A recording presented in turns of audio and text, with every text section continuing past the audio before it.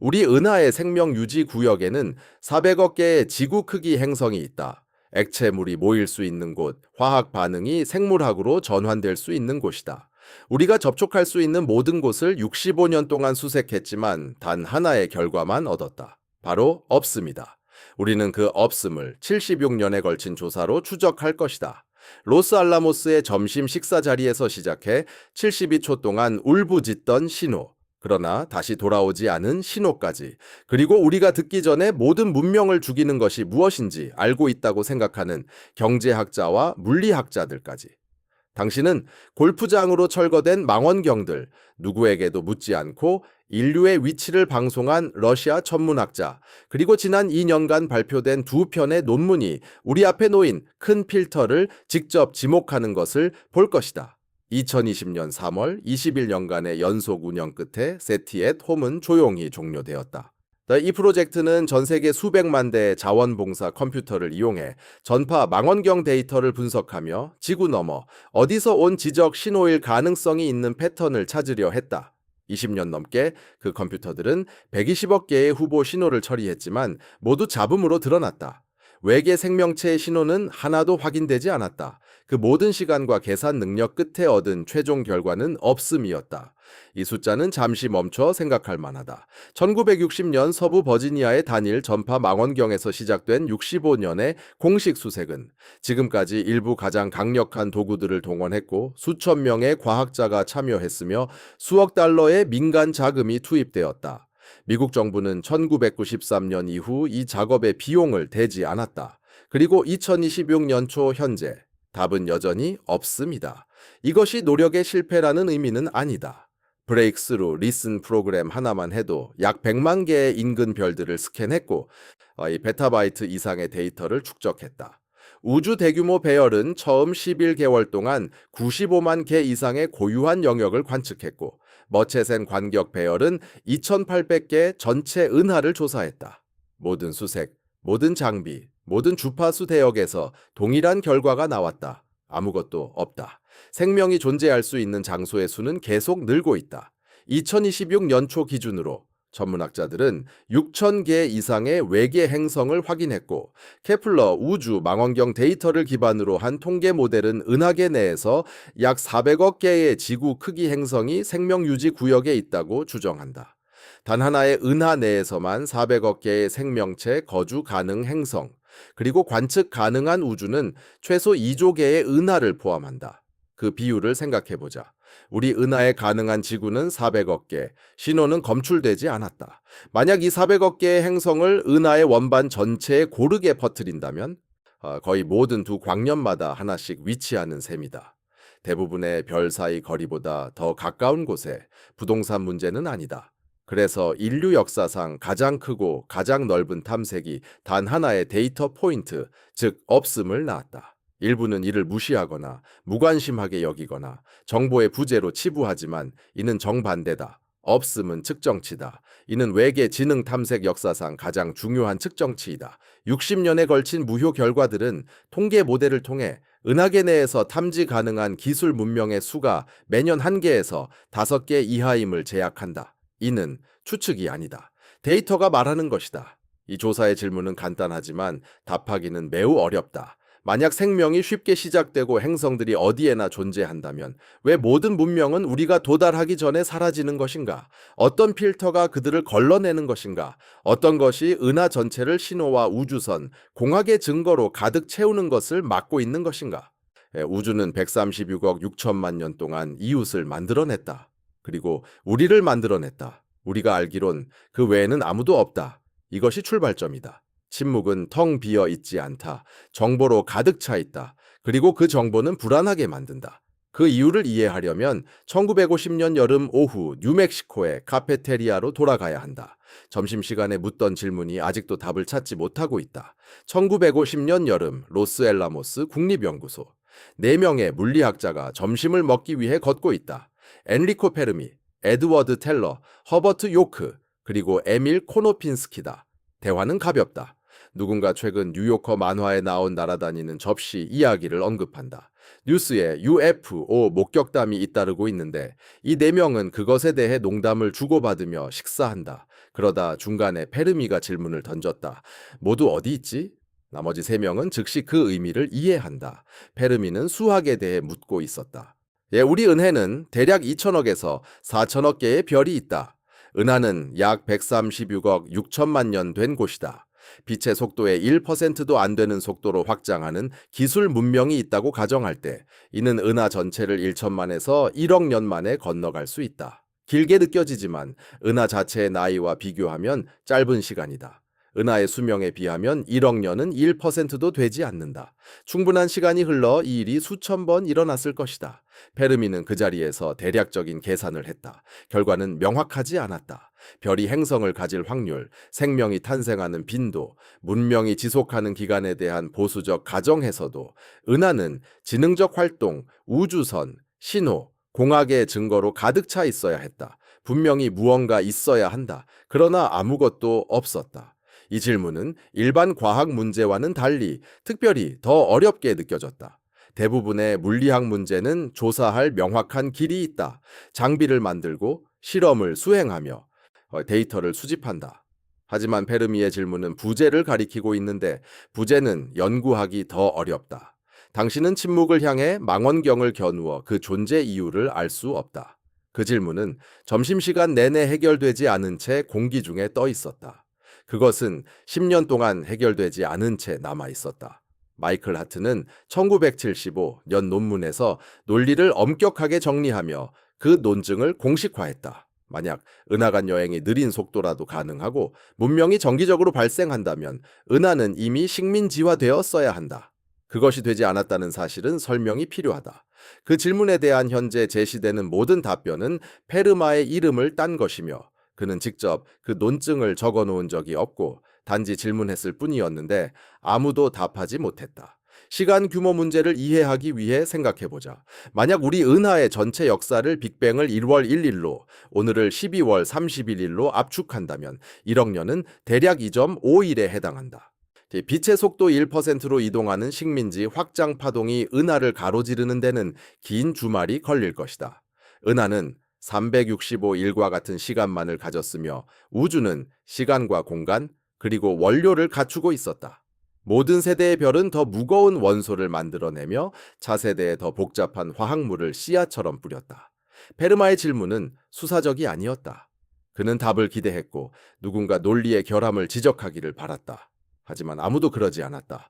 그리고 그 점심 이후 10년 동안 그 질문은 그냥 거기 있었다. 왜냐하면 아무도 볼 수 있는 도구가 없었기 때문이다. 그러다 한 남자가 질문을 멈추고 듣기 시작하기로 결정했다. 1960년 4월 8일 프랭크 드레이크라는 29세 천문학자가 웨스트버지니아의 그린뱅크에 있는 85피트 망원경을 가리켜 두 개의 인근 별인 타오 세티와 엡실론 에로 단위를 향해 조준했다. 그는 중성수소의 방출 주파수인 1420 메가헤르츠로 튠드했다. 우주에서 가장 풍부한 원소인 수소의 이 주파수는 1959년 자연에서 발견된 논문에서 호세페 코네이와 필 모리슨이 제안했으며 이는 은하간 통신의 논리적 채널로 여겨졌다. 어떤 기술 문명을 가진 존재도 수소선에 대해 알고 있을 것이며 그것이 듣기 위한 가장 명백한 장소였다. 드레이크는 이를 오즈의 나라의 여왕 이름을 딴 프로젝트 오스마라고 불렀다. 약 150시간 동안 그는 들었다. 어느 순간 강한 맥동 신호 하나가 들어오자 팀은 멈췄다. 그것은 고고도 항공기였던 것으로 밝혀졌다. 그 후 잘못된 경보가 있었지만 이후에는 아무 소리도 없었다. 오스마는 아무것도 발견하지 못했다. 그러나 프로젝트 오스마는 수십 년이 걸릴 교정을 필요로 하는 가정을 품고 있었다. 드레이크와 거의 모든 분야의 사람들은 행성이 드물다고 믿었다. 1961년 11월 그린뱅크에서 공식적인 탐사를 위해 회의를 열 때 이 카를 션을 포함한 10명의 참석자들은 드레이크 방정식으로 알려지게 된 틀을 만들었다. 그것은 엄밀한 수학적 방정식이 아니었다. 무지를 조직하는 방법, 즉 틀이었다.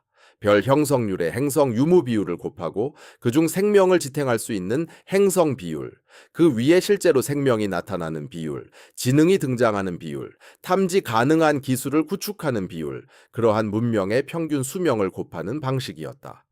두 번째 변수인 별의 행성 보유 비율은 FP로 표기되었으며 드레이크와 동료들은 0.2, 즉 5분의 1로 정했다. 이는 추측이었고 당시에는 관대하다고 여겨졌으며 많은 천문학자들은 행성 형성이 특이한 조건이 필요하다고 생각했기 때문이다. 그러나 그들은 5배나 잘못 추정했던 것이다. 2005년부터 2018년까지 나사의 케플러 우주 망원경은 약 15만 개의 별을 관찰하며 행성들이 앞을 지나갈 때 발생하는 미세한 밝기 감소를 감지했다. 케플러는 2783개의 외계 행성을 확증했고 이후의 통계 분석은 분야를 뒤흔들었다. 거의 모든 은하의 별들은 최소한 하나의 행성을 갖고 있었다. FP 값은 사실상 1.0으로 올라갔다. 즉, 모든 별이 행성을 갖고 있다는 의미였다. 이것이 수학적 계산에 어떤 영향을 미치는지 이해하려면 은하의 별이 200억에서 400억 개로 추정되니 0.2 대신 2를 곱하자. 그러면 행성의 수는 하루아침에 5배로 증가한다. 케플러 데이터의 추가 분석은 우리 은하 내에서 적어도 400억 개의 지구 크기 행성이 거주 가능 영역에 돌고 있으며 액체 상태의 물이 표면에 존재할 수 있는 세계들이 존재한다는 것을 추정했다. 이는 현재 살아있는 인구의 약 5배인 50억 개의 행성에 해당한다. 이것은 좋은 소식이어야 했다. 더 많은 행성은 더 많은 생명, 더 많은 문명, 더 많은 접촉 기회를 의미했기 때문이다. 하지만 오히려 침묵은 비극적으로 심각해졌다. 만약 이 지역이 언제나 이렇게 풍부하다면 더 이상 행성이 충분한가라는 질문이 아니었다. 왜 400억 개의 잠재적 집이 있는데 아무도 없는가라는 질문으로 바뀌었다. 새로운 외계 행성 발견은 역설을 더욱 심화시켰다. 은혜는 생명이 시작될 만한 장소가 부족하지 않았다. 다른 무언가가 그것을 막고 있었다. 그리고 오스마 이후 7년, 한 대학원생이 우연히 모두가 처음에는 답이라고 생각했던 것을 발견했다.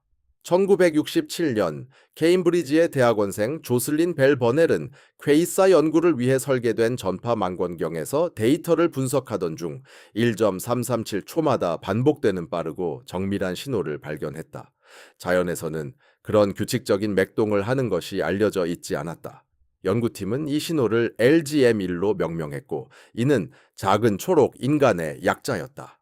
그들은 농담 반, 진담 반으로 생각했지만 잠시 동안 인공적 기원의 가능성을 고려했다. 이후 하늘의 다른 곳에서도 또 다른 맥동 신호가 발견되었고 세 번째도 나타났다. 그 설명은 회전하는 중성자별, 즉 빠른 속도로 회전하는 별의 핵이 강력한 라디오 빔을 방사하는 것으로 밝혀졌다. 이 신호들은 자연적 존재였으며 펄서라고 불리게 되었다. 이 사건이 중요한 이유는 두 가지였다. 하나는 우주가 지능을 모방하는 현상을 만들어낸다는 사실을 보여준 것이었으며 또 하나는 완벽하게 시간에 맞춘 맥동이 설계된 것처럼 보인다는 점이었다. 그러나 그것은 자연의 산물이었다. 자연은 교묘하게 규칙적일 수 있었다. 그리고 그 교훈은 앞으로 수십 년 동안 다시금 중요하게 다가올 것이었는데 왜냐하면 외계지적 생명체 검색의 역사는 대부분 거짓된 패턴 인식의 역사이기 때문이다. LGM1 이후 10년이 지난 1977년 8월 15일 정반대의 일이 일어났다. 오하이오 주립대학교의 빅 이어 라디오 망원경과 함께 일하는 자원봉사 천문학자 제리 이만이 다음 날 데이터 출력물을 검토하고 있을 때였다. 빅 이어는 평평한 반사경 망원경으로 이 지구가 회전함에 따라 하늘의 구간을 스캔하는 방식이었다. 데이터는 연속된 종이 위에 인쇄되어 있었으며 알파벳과 숫자가 섞인 열들이 다양한 주파수에서 신호 강도를 나타내고 있었다. 한 시퀀스가 페이지에서 눈에 띄게 튀어나왔다. 정확히 1420.726MHz 수소선인 이 주파수에서 우주의 배경 잡음보다 대략 30배 이상 강한 신호가 나타난 것이었다. 최고 강도는 250 젠스키를 넘었다. 이 신호는 72초 동안 지속되었으며 이는 지구가 회전하는 동안 빅 이어의 비만에 천체가 머무른 시간과 정확히 일치하는 시간이었다. 신호는 외계에서 온 전송이 행동하는 방식과 정확히 일치했다. 이만은 문자 시퀀스 6, EQUJO를 동그라미 치고 여백에 빨간 잉크로 와라고 적었다. 250 젠스키를 물리적으로 설명하자면 조용한 방에서 속삭임과 소리 지르기의 차이를 상상해 보면 된다. 그 주파수에서 우주의 배경은 속삭임과 같다. 와 신호는 마치 누군가가 그 주파수에서 마이크에 바로 소리치는 것과 같았으며 이는 1959년에 카코네이와 모리슨이 우주적 통신 채널로 확인했던 바로 그 주파수였다. 그 신호는 절대 반복되지 않았다. 이만과 다른 이들은 이후 수년간 수백 번 같은 하늘 조각을 향해 전파를 쏘았지만 아무것도 발견되지 않았다. 다른 망원경들도 같은 좌표를 탐색했지만 역시 아무것도 없었다. 신호는 궁수자리 별자리 방향에서 왔으며 특별한 별이나 천체가 없는 영역에서 포착되었다. 이후 40년 동안 신호는 세티 역사상 외계 전파 후보로서 가장 강력한 하나로 남아 있었다. 단 한 번의 폭발, 72초 동안의 존재, 그리고 정적. 이것은 LGM과 정반대였으며 일방적으로 반복되던 펄스들이 자연적인 현상임이 드러난 것과 달리 신호는 한 번 나타났다가 자연적 설명을 거부했다. 그것이 어떻게 되었고 그것을 탐지한 망원경은 무엇이 되었는지 제 과학사의 가장 이상한 장들 중 하나를 형성한다. 빅이어 라디오 망원경은 1963년부터 1997년 또는 1998년 사이에 철거될 때까지 작동했다. 델라웨어, 오하이오의 그 땅은 개발업자에게 팔렸다. 개발자는 골프장을 만들었다. 인류에게 가장 강력한 외계 신호 후보를 포착했던 장비는 철거되었고 사람들이 그 자리에서 18홀을 즐길 수 있게 되었다. 오늘 그곳을 방문하면 그곳에서 하늘을 듣던 흔적은 아무것도 남지 않았다. 신호는 이 모든 일에도 불구하고 여전히 설명되지 않았다. 수십 년 동안 수많은 가설이 떠돌았지만 위성 간섭, 군사 비밀 통신, 장비 결함 등 어떤 것도 맞아떨어지지 않았다. 주파수는 너무 정밀했고 행동은 우주 배경원과 일치했으며 강도는 지구 또는 궤도상의 어떤 알려진 원천보다도 높았다. 그러던 2017년 스트리 피터스버그 대학의 천문학자 안토니오 파리스는 한 가지 해답을 제시했는데 그것은 사건을 종결짓는 듯 보였다. 1977년 8월 15일 밤 빅이어 빔 근처에 있던 두 개의 혜성이 각각 이 66P 크리스텐슨과 P, 이 08Y이었다. 바리스는 이 혜성들을 둘러싼 수소 구름이 1420MHz에서 방출을 일으켜 이 신호를 흉내낼 수 있다고 주장했다. 혜성은 수소를 함유하고 있다. 주파수도 일치했다. 여러 언론 매체들은 이 미스터리를 해결된 것으로 보도했다. 설명은 편안했고 신호의 자연적 기원을 제공했으며 과학계 전체가 다음으로 넘어갈 수 있게 했다. 그리고 몇 년 동안 많은 이들이 그렇게 생각했다. 혜성가설은 대중과학 기사와 유튜브 영상에서도 받아들여졌다. 그러나 처음부터 문제가 있었다. 다른 천문학자들은 해당 혜성들이 그날의 망원경 빔 위치에 실제로 있지 않음을 지적했고 빅이어는 두 개의 피드혼이 있었으며 그 형상으로도 어느 혜성이 적절한 위치에 있지 않았음을 밝혔다. 더 근본적으로 혜성은 14.20MHz에서 극히 낮은 전력으로 전파를 방출하는데 작은 혜성 주변의 수소 구름이 만들어내는 방출은 250 젠스키보다도 수많은 차수로 약하다. 이는 마치 양초가 숲에 불을 일으켜 궤도상에서 볼 수 있다고 주장하는 것과 같다. 규모가 전혀 맞지 않았다. 참고로 그 주파수에서 250 젠스키가 의미하는 바를 이해하려면 신호가 72초 동안 빅이어 수신기에 전달한 에너지가 기록된 어떤 혜성보다도 훨씬 크다는 점을 생각하면 된다. 그런 신호를 만들어내는 혜성은 작은 행성 크기의 수소 껍질을 가져야 하며 혜성에서는 절대 관찰되지 않은 방식으로 방사해야 한다. 혜성 가설이 점차 무너진 것은 자연스럽게 일어났다. 2017년부터 2018년까지 여러 연구자들이 비판을 발표했지만 그 무효화는 원래 주장만큼 많은 관심을 끌지 못했다. 대중문화에서는 혜성 설명이 계속 인기를 끌었으며 깔끔하고 간단했기 때문이다. 그것은 사람들이 의심을 멈추게 했다. 그러던 2025년 한 팀이 원점으로 돌아가 바로 원본 데이터를 다시 분석하기로 결심했다. 1977년 8월에 빅이어 관측 기록인 종이 인쇄본 7만 5천 페이지를 아카이브에서 거의 반세기 동안 보관해온 자료였다. 수십 년 동안 원본 데이터를 전면 재분석한 적이 없었다. 그 결과는 혜성 가설을 완전히 무너뜨리고 예상치 못한 새로운 내용을 드러냈다. 2025년 재분석은 매우 정교하게 이루어졌다. 연구자들은 광학 문자 인식을 통해 1970년대 빅 이어의 아카이브 닷 매트릭스 출력물 7만 5천 페이지를 디지털화했고, 이는 망원경 수신기 시스템의 원시 데이터 기록이었다. 이 엄청난 양의 자료를 체계적으로 재검토한 적은 없었다. 그 결과는 이만이 그 밤에 목격한 것을 재확인했으며 더 높은 정밀도를 제공했다. 와, 신호의 플럭스 밀도는 250 젠스키를 초과했다. 그 수준의 전력에서는 해성 설명이 완전히 무너진다. 1420 메가헤르츠의 해성은 관측된 강도보다 수천 배 낮은 밀리자니 단위의 방출을 만들어낸다. 그리고 위치 분석은 오랜 기간 동안 비평가들이 주장해온 바를 확인시켜 주었다. 이 66P 크리스텐슨 해성이나 P208Y 이 해성 모두 그 날짜에 정확한 송신 안테나 비만에 실제로 위치하지 않았다. 기하학적 배치가 잘못되었고 전력도 맞지 않았으며 해성들이 이 신호를 만들어낼 수 없었다. 그렇다면 만약 해성이 아니고 지구의 간섭도 아니며 인공위성도 아니라면 무엇이었을까? 새로운 가장 유력한 가설은 어떤 설명보다도 더 낯설고 외계인보다도 더 이상하다. 연구자들은 지금 와우 신호가 드문 초강전파 방출 사건, 즉 수소 메아 플레어로 묘사되는 현상일 가능성을 제시한다. 이는 강한 자기장을 가진 중성자별인 마그네타가 작용하여 발생했을 수 있다. 간단히 말해, 특정하고 이례적인 조건에서 차가운 수소 가스 구름이 정확히 1420 메가헤르츠에서 갑작스럽고 강렬한 방사선 폭발을 방출하도록 자극받을 수 있다는 것이다. 만약 매우 강력한 자기장을 가진 중성자별인 마그네타가 그런 구름 근처를 지나거나 통과하면 이와 같은 일관된 방출을 유발할 수 있다. 그 결과 이는 한 번뿐인 우주적 트림, 완벽하게 조율된 방사선의 일회성 폭발이다.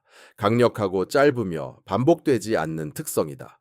이 설명은 관측된 모든 특성과 부합한다.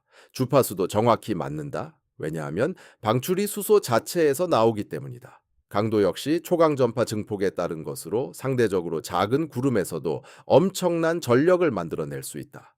72초의 지속시간은 빔이 지나가는 시간과 일치하며 이는 신호원이 하늘에 고정된 지점에 있는 것처럼 보이게 한다. 반복되지 않는 것도 이해가 된다. 초강전파 사건은 희귀하며 특정 조건들이 맞아떨어지는 경우에만 발생하기 때문에 같은 위치에서 다시는 일어나지 않을 수도 있기 때문이다. 그 규모를 좀 더 실감나게 상상해보자. 수천 년 동안 천천히 압력을 가해진 가스로 채워진 풍선을 생각하라. 어느 날 불꽃이 튄다. 풍선은 천천히 터지지 않는다. 모든 에너지를 한 번에 섬광으로 방출한다. 그리고 사라진다. 그 조건들은 더 이상 존재하지 않는다. 그 하늘의 지점을 50년 더 지켜봐도 다시는 볼 수 없을 것이다. 와우! 신호는 지능이 아니었다. 해성도 아니었다. 우주가 자연스럽게 만들어낸 것이었지만 매우 드물게 일어나서 아무도 예측하지 못했던 것이다. 우주는 우리가 듣고 있던 정확한 주파수에서 외계 문명으로부터 기대했던 것을 완벽하게 흉내낸 신호를 만들어냈으며 그것은 순수한 물리학의 결과였다. 이것은 와우 신호 그 자체보다 더 중요한 의미를 갖는다. 그것은 세티의 역사를 통틀어 반복될 패턴을 확립시켰다. 과학자들이 기술의 증거를 발견했다고 믿을 때마다 우주는 예상치 못했던 자연적 설명을 제공했다. 펄사들은 규칙적인 신호를 흉내냈고 해성들은 비난받다가 결국 해명되었다. 초강전파는 완벽한 가짜를 만들어냈다. 그리고 질문은 더 어려워졌다. 만약 우주가 계속해서 지능과 똑같이 보이는 거짓 양성 반응을 만들어낸다면 우리는 어떻게 진짜를 인식할 수 있을까? 드레이크 방정식을 다시 돌아보고 과학자들이 실제로 측정할 수 있었던 변수들의 변화 추이를 살펴보자. 1961년 별의 행성이 있을 확률은 0.15 추정되었다. 케플러 관측은 이것이 1.0에 더 가까운 것으로 증명했다.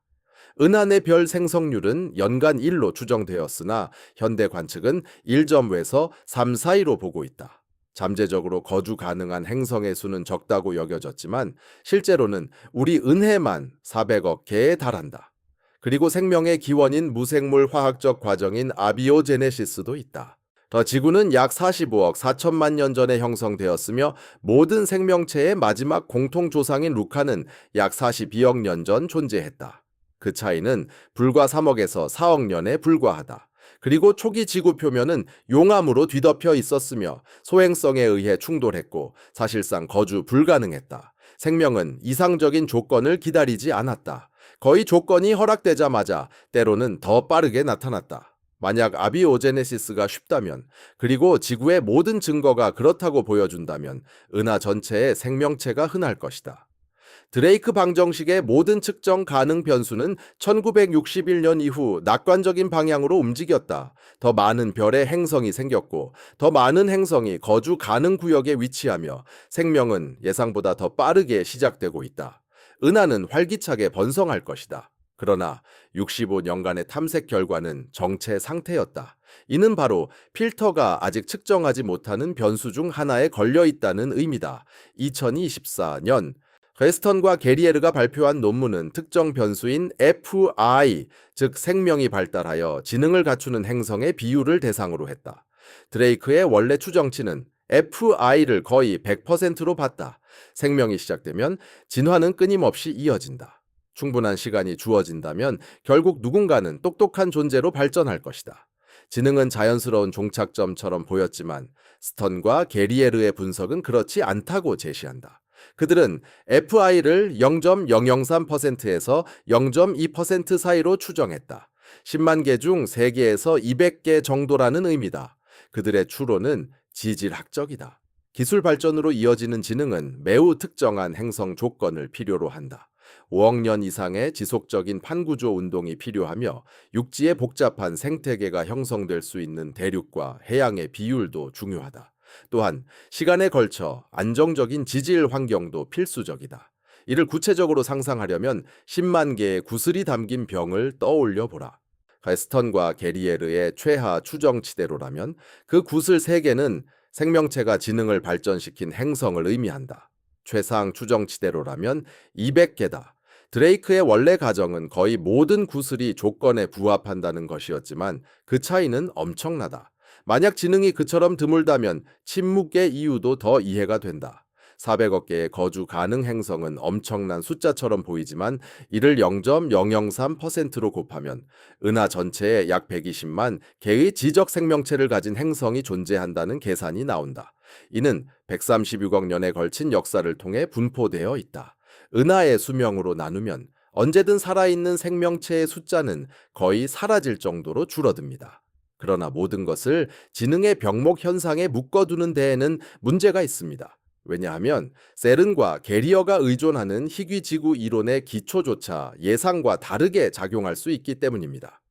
2000년 워싱턴 대학교의 피터 워드와 도널드 브라운리은 희귀지구라는 책을 출판했으며 이는 우리가 혼자일 가능성에 대한 가장 영향력 있는 주장 중 하나가 되었습니다. 그들의 주장은 일련의 조건에 기반을 두고 있었습니다. 복잡한 생명체는 안정된 기후를 필요로 합니다. 안정된 기후는 이산화탄소를 조절하고 영양분을 재활용하며 행성의 자기장을 유지하는 데 판구조론이 필요합니다. 판구조론은 특정 내부 열 예산과 적합한 조성에 망상체를 요구합니다. 지구는 이 모든 조건을 갖추고 있습니다. 대부분의 행성은 그렇지 않을 가능성이 큽니다. 이 주장은 우아했습니다. 우리는 희귀하기 때문에 우리의 지질학이 희귀하다는 것이죠. 15년 동안 희귀지구로는 우리가 특별하다는 설명의 표준이었습니다. 이는 페르미의 역설과도 잘 맞아떨어졌습니다. 만약 판구조론이 우연히 생긴 일이고 지능이 판구조론을 필요로 한다면 그 큰 관문은 지질학적 문제입니다. 우리는 그것을 지나왔고 운이 좋았던 셈입니다. 그러나 모델들이 점점 의견을 달리하기 시작했습니다. 2015년부터 2024년까지 실시된 컴퓨터 시뮬레이션은 이 깔끔한 인과관계를 점차 흔들기 시작했습니다. 어떤 모델들은 지구의 판구조론이 복잡한 생명체의 출현보다 먼저 일어났을지도 모른다고 보여줍니다. 대신 판구조론이 일부는 복잡한 생명체 때문에 생겨났을 가능성도 있습니다. 표면에서의 생물학적 활동, 특히 유기체에 의한 암석 풍화작용이 지각을 약화시켜 섭입이 시작될 수 있었던 것이죠. 만약 사실이라면 관계는 거꾸로 된 것입니다. 생명체는 판구조론을 필요로 하지 않습니다. 판구조론이 생명체를 필요로 하는 것이죠. 또 다른 시뮬레이션들은 다른 문제를 제기했습니다. 일부 모델들은 판구조론이 대기 산소화 과정을 실제로 늦출 수 있다고 보여줍니다. 왜냐하면 섭입은 산화된 물질을 다시 망상체로 끌어들이기 때문입니다. 복잡한 생명체가 가능하게 만드는 과정이 오히려 그것을 지연시키고 있다면 희귀지구 프레임워크는 중요한 벽 하나를 잃게 되는 셈입니다. 자, 그리고 플루토도 있었죠. 2015년 나사의 뉴 호라이즌 우주선이 플루토 시스템을 통과했을 때 예상치 못한 지질 활동의 영상들을 보내왔습니다. 플루토 표면에는 균열된 판과 스푸트닉 플라네시아라는 질소 얼음 빙하 내에서 대류가 일어난 흔적이 있었습니다. 이 지역은 텍사스 주보다 넓은 620마일에 이르며 가장 큰 달인 샤론도 비슷한 특징을 보여주었습니다. 이들은 가장 가까운 별의 온도에서 수십억 마일 떨어진 곳에 있으며 태양 에너지의 약 1000분의 1만을 받는 세계들입니다. 그곳에서 활발한 지질 활동이 일어날 것이라고는 아무도 예상하지 못했습니다. 이 발견이 판구조론이 흔하다는 것을 증명하지는 않지만 희귀지구가 제시하는 좁은 조건 너머에서도 지질 활동이 발생할 수 있다는 점을 보여주었습니다. 이 모든 것이 지능이 특정 지질학적 조건을 필요로 한다는 생각을 반박하는 것은 아니지만 복잡하게 만듭니다.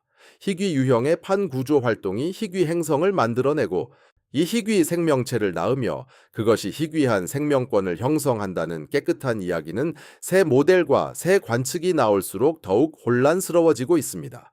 지능을 위해 필요한 조건들이 여전히 높을 수 있지만 우리가 나열한 조건들이 아닐 수도 있습니다. 반구조론이 희귀한 성분이 아니고 행성들이 어디에나 있으며 생명체가 빠르게 시작된다면 원래 문제로 다시 돌아가게 됩니다. 어떤 것이 은해에서 문명들을 걸러내고 있는 것이죠. 부동산은 풍부하고 화학적 조건도 맞으며 생명은 빠르게 시작됩니다. 지능은 희귀할지 몰라도 불가능한 것은 아닙니다. 그럼에도 불구하고 136억 년과 수백억 개의 별들 가운데 그 결과는 제로입니다. 1996년 한 경제학자가 바로 이 문제를 보고하고 병목 현상에 이름을 붙였습니다. 로빈 하세는 천문학자가 아니었습니다. 물리학자도 아니었고 조지 메이슨 대학교의 경제학자였습니다. 그리고 1996년 그는 베르미 역설을 베팅 시장이 이해할 수 있는 방식으로 재구성한 논문을 발표했습니다. 그의 추론은 이러했습니다. 죽은 암석과 은하 전체에 퍼진 문명 사이에는 긴 단계의 연쇄가 있는데 이는 행성을 형성하고 생명체를 발전시키고 복잡한 세포로 진화하며 지능을 만들어내고 기술을 개발하며 충분히 오래 살아남아 확장하는 과정입니다. 만약 은하가 문명으로 가득 차 있어야 하는데 그렇지 않다면 그 단계들 중 적어도 하나는 매우 가능성이 낮아야 하며 거의 누구도 통과하지 못하는 병목이 존재한다는 것이죠. 하세는 이를 큰 관문이라 불렀습니다. 이 개념은 순수한 확률에 기반한 것입니다. 어떤 단계가 어려운지 알 필요는 없습니다. 그냥 그 연쇄에 어디선가 필터가 존재한다는 사실을 받아들여야 합니다. 수학적으로도 그럴 수밖에 없습니다. 모든 단계가 충분히 가능하다면 은하는 눈에 띄게 식민지화되어 있을 것입니다. 그러나 그렇지 않죠. 그에 따라서 최소한 하나의 단계는 거의 통과하지 못하는 비율임을 의미합니다. 중요한 질문은 그 필터가 어디에 있느냐는 것이 아닙니다. 그 정적이 답변입니다. 중요한 질문은 그 위치입니다. 그리고 이 점이 개인적인 의미를 갖기 시작합니다. 만약 그 큰 관문이 우리 앞에 초기 단계에 있다면 우리는 이미 그것을 통과한 셈입니다. 어쩌면 생명의 기원이 어려운 부분이고 우리는 운이 좋았을지도 모릅니다. 어쩌면 단세포 유기체에서 복잡한 다세포 생명으로 도약하는 것이 거의 불가능하며 지구가 우연히 그 문턱을 넘었을지도 모릅니다. 만약 필터가 우리 뒤에 있다면 우리는 희귀하지만 안전합니다. 어려운 부분은 끝났기 때문이죠. 그러나 만약 그 큰 관문이 우리의 뒤쪽, 나중 단계에 있다면 결국 각 문명이 우리의 기술 수준에 도달했을 때 도달하는 벽에 부딪히게 될 것입니다. 핵전쟁, 환경 붕괴, 인공 팬데믹, 아직 우리가 상상도 못한 것들입니다. 이 시나리오에서는 침묵이 묘지와 같아집니다. 우리가 도달한 수준까지 온 모든 문명은 이미 죽거나 죽어가고 있습니다. 하세는 이를 이진법으로 제시했습니다. 뒤에 있거나 앞에 있거나 운이 좋거나 운이 나쁘거나 수년간 낙관론자들은 더 강한 주장을 펼쳤습니다. 복잡한 생명의 출현이 진정으로 어렵다는 것이 드러나기 때문입니다.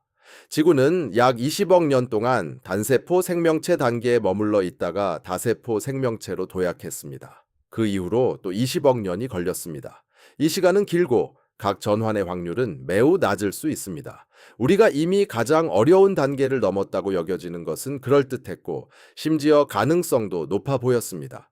위험하지만 이미 극복한 것이라고 할 수 있습니다.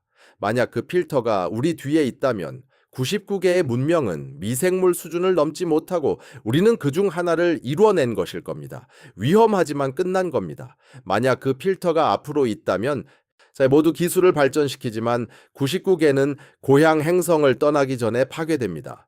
우리는 로켓을 만들었고 전파 망원경도 만들었습니다. 아직 다른 생명체를 죽일 어떤 경계선도 넘지 못한 것이죠. 한스의 논문 이후 20년 동안 논쟁은 대체로 균형을 이루고 있었습니다.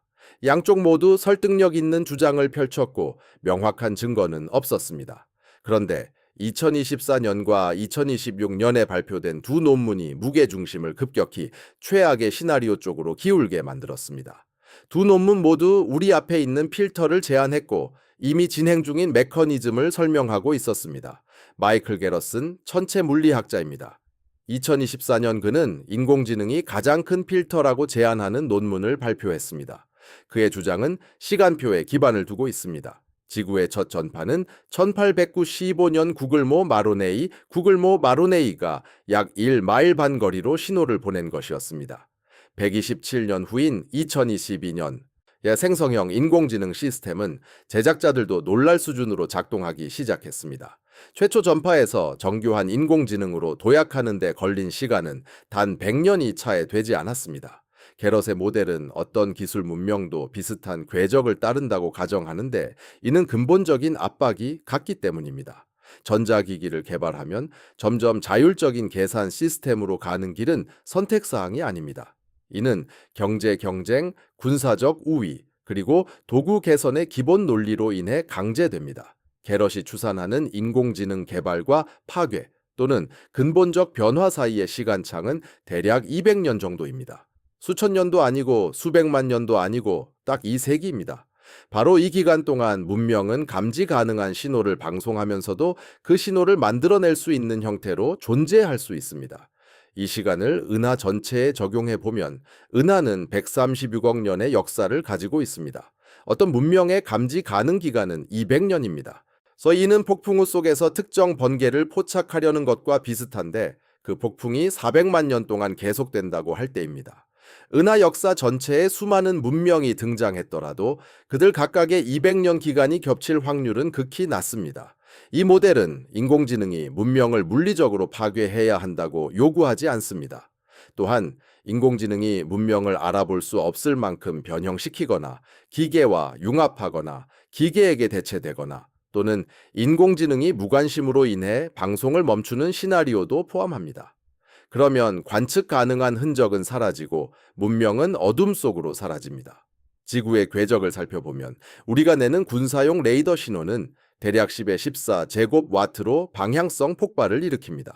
이 신호는 200광년 거리까지 탐지 가능한 그린뱅크급 망원경으로 감지할 수 있습니다. 하지만 우리는 이미 광섬유, 압축 디지털 전송, 정밀 빔 통신으로 전환하고 있어 이 신호는 우주로 새어나가지 않도록 하고 있습니다. 지구는 점점 조용해지고 있습니다. 몇십 년 안에 우리의 무심코 내는 전파는 어떤 현실적인 외계 망원경의 탐지 임계치 아래로 떨어질 수도 있습니다. 우리는 내부에서 우리의 시간을 닫아가고 있습니다. 200년을 물리적 용어로 표현하면 은하 전체 역사를 길이 1마일짜리 도로로 상상해 보세요. 200년은 그 길이의 약 5분의 1에 해당합니다. 그 문명이 방송하는 기간입니다. 나머지 5분의 4는 침묵 속에 있습니다. 게럿의 논문이 유일한 필터를 제시한 것은 아니었습니다. 2026년 2월에는 기계가 필요 없는 다른 메커니즘을 제안하는 연구자가 있었습니다. 데런 제이. 두 개는 문명 멸종의 또 다른 방식을 제안했습니다. 그의 필터는 기계가 창조자를 배신하는 것을 요구하지 않습니다. 전쟁이나 소행성 충돌 같은 외부 재앙도 필요 없습니다. 단 하나, 번식을 생존과 분리할 만큼 영리한 종을 필요로 할 뿐입니다. 그리고 이것은 이미 지구의 모든 산업화된 국가의 인구 통계에서 측정 가능합니다. 선진국에서는 번식률이 하락하고 있는데 이는 번영과 선택의 결과입니다. 두겐의 모델은 이를 보편적이고 자율적인 생식 통제 능력을 가진 어떤 종에게든 불가피한 특성으로 간주합니다. 그의 논문이 묻는 질문은 어떤 문명이라도 수학적 비효율성을 되돌릴 수 있는지 여부입니다. 이미 그 수학은 움직이고 있습니다. 2024년 한국의 합계 출산율은 0.7이었으며 이는 성인 2명당 하나도 태어나지 않는 수준입니다. 대체 수준은 2.1입니다. 한국은 절반 이하가 아니라 3분의 1 수준입니다. 일본은 1.2, 이탈리아는 1.24입니다. 중국은 2022년에 대체 수준 아래로 내려갔으며 속도를 높이고 있습니다. 미국은 2021년에 대체 수준 아래로 떨어졌습니다. 이것은 예측이 아니라 인구조사 수치입니다. 두겐의 모델은 출산율 하락을 위기로 간주하지 않습니다. 그것을 열역학적 필연성으로 봅니다. 엔트로피가 불가피한 것처럼 말이죠. 그의 주장은 다음과 같습니다. 어떤 종이 지능을 진화시키면 결국 개인은 번식을 선택할 능력을 갖게 됩니다. 그 선택이 가능해지면 계산법이 바뀝니다. 아이들은 시간과 자원을 많이 들게 됩니다. 생존만을 목적으로 하는 사회에서는 아이들이 노동력이지만 기술 사회에서는 비용입니다. 이 추세를 뒤집으려는 모든 정부는 실패했습니다. 스칸디나비아, 일본, 싱가포르, 헝가리의 출산 장려 정책은 일시적으로 몇 퍼센트포인트의 증가를 만들어냈다가 다시 하락세로 돌아갔습니다. 유럽에서 가장 관대한 가족 지원 제도를 갖춘 프랑스조차도 대체 수준 아래로 떨어졌습니다.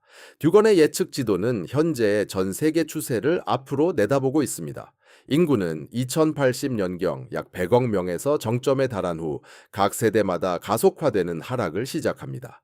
2500년까지 그의 모델은 지구상 인간이 1억 명 이하로 줄어들 것이라고 예측합니다. 이 3000년이 되면 사실상 멸종 상태에 들어갑니다. 한때 행성을 뒤덮었던 종이 사라지고 빈 산모 병원으로 흩어집니다. 물리적 비교로는 박테리아와 같습니다. 영양분을 모두 소비하고 죽는 페트리 접시 내 세균 군집과도 같습니다. 그러나 듀건의 필터는 기아보다 더 나쁩니다. 페트리 접시에서는 세균이 먹이를 다 써버립니다. 그의 모델에서는 먹이가 아직 남아있지만 문명은 단순히 먹기를 멈춘 것입니다. 만약 이것이 보편적이라면, 만약 모든 지적종이 자신의 번식을 통제하는 과정이 같은 곡선을 따른다면 이는 재앙을 언급하지 않고도 조용한 소멸을 설명합니다. 핵전쟁도 소행성 충돌도 없이 모든 은하의 모든 거주 세계에서 느리고 조용한 소멸이 일어나는 것입니다. 문명은 일어나 기술을 발전시키고 성별과 번식을 분리하며 생존과 번식을 분리한 후 수백 세대에 걸쳐 사라집니다. 은하는 폐허로 가득 차게 되고 정복자가 아닌 유적들로 채워집니다. 두 가지 필터. 즉 가레스의 인공지능 창문인 200년과 듀건의 인구 감소 곡선인 500년에서 1000년이 그것입니다. 이 둘은 배타적이지 않으며 어느 하나를 겪는 문명도 동시에 직면할 수 있습니다. 이 두 논문은 이미 인간 데이터에서 드러난 추세를 바탕으로 2년 이내에 발표되었습니다. 수십 년 동안 낙관적인 견해는 우리가 큰 필터를 이미 지나왔다고 믿었습니다. 어려운 단계는 생명의 기원, 다세포 복잡성으로의 도약 또는 지능의 출현이었습니다. 우리는 이미 그 장애물들을 넘었다고 생각했습니다. 그러나 새로운 증거는 달라진 점을 보여줍니다. 그 필터는 앞으로 다가와 있으며 우리는 현재 위험 구역에 있습니다. 하지만 이 두 필터 모두 문명들이 스스로를 파괴하거나 사라진다고 가정합니다. 또 다른 가능성은 그에 대해 많이 이야기되지 않는 것으로 죽음을 전혀 수반하지 않는 것입니다. 만약 문명들이 죽지 않는다면 어떻게 될까요? 그저 조용히 사라지는 것이라면요. 여기 우주 탐사의 전체 전제를 흔드는 사실이 있습니다. 지구는 점점 조용해지고 있습니다. 1960년대와 70년대에는 인류가 매우 시끄러웠습니다. 전방위 무선 방송, 텔레비전 신호, 군사 레이더 시스템이 전 방향으로 전자파를 우주로 쏘아 올렸습니다. 군사 레이더는 지구가 내는 가장 큰 신호로 방향성을 측정했을 때 약 10의 14제곱와트에 이릅니다. 그 크기의 망원경인 그린뱅크 100m는 약 200광년 떨어진 곳에서도 이러한 신호를 감지할 수 있었습니다. 그리 크게 들리지만 사실 그렇지 않습니다. 200광년은 약 15,000개의 별들을 포함합니다. 은하수에는 약 2천억에서 4천억 개의 별이 있습니다. 우리의 가장 강력한 신호는 은하 전체의 0.0004%에 불과하며 매년 점점 더 조용해지고 있습니다. 광섬유 케이블은 공기를 통해 데이터를 전송하는 것이 아니라 유리를 통해 전달하며 휴대폰 네트워크는 낮은 전력의 송신기를 지상에 향하게 배치합니다. 디지털 신호는 압축되고 암호화되어 있어 멀리 있는 수신기에게는 무작위 잡음과 구별되지 않습니다. 군사 레이더는 전방향으로 에너지를 쏘는 대신 집중된 빔으로 전력을 방사하는 위상 배열로 전환되고 있습니다. 1970년의 지구는 수마일 밖에서도 불꽃처럼 보일 정도로 밝았습니다. 하지만 2026년의 지구는 바닥을 비추는 손전등처럼 조용해졌습니다. 이 세티 연구소의 새 쇼스탁은 수년 동안 이 같은 주장을 펼쳐왔습니다.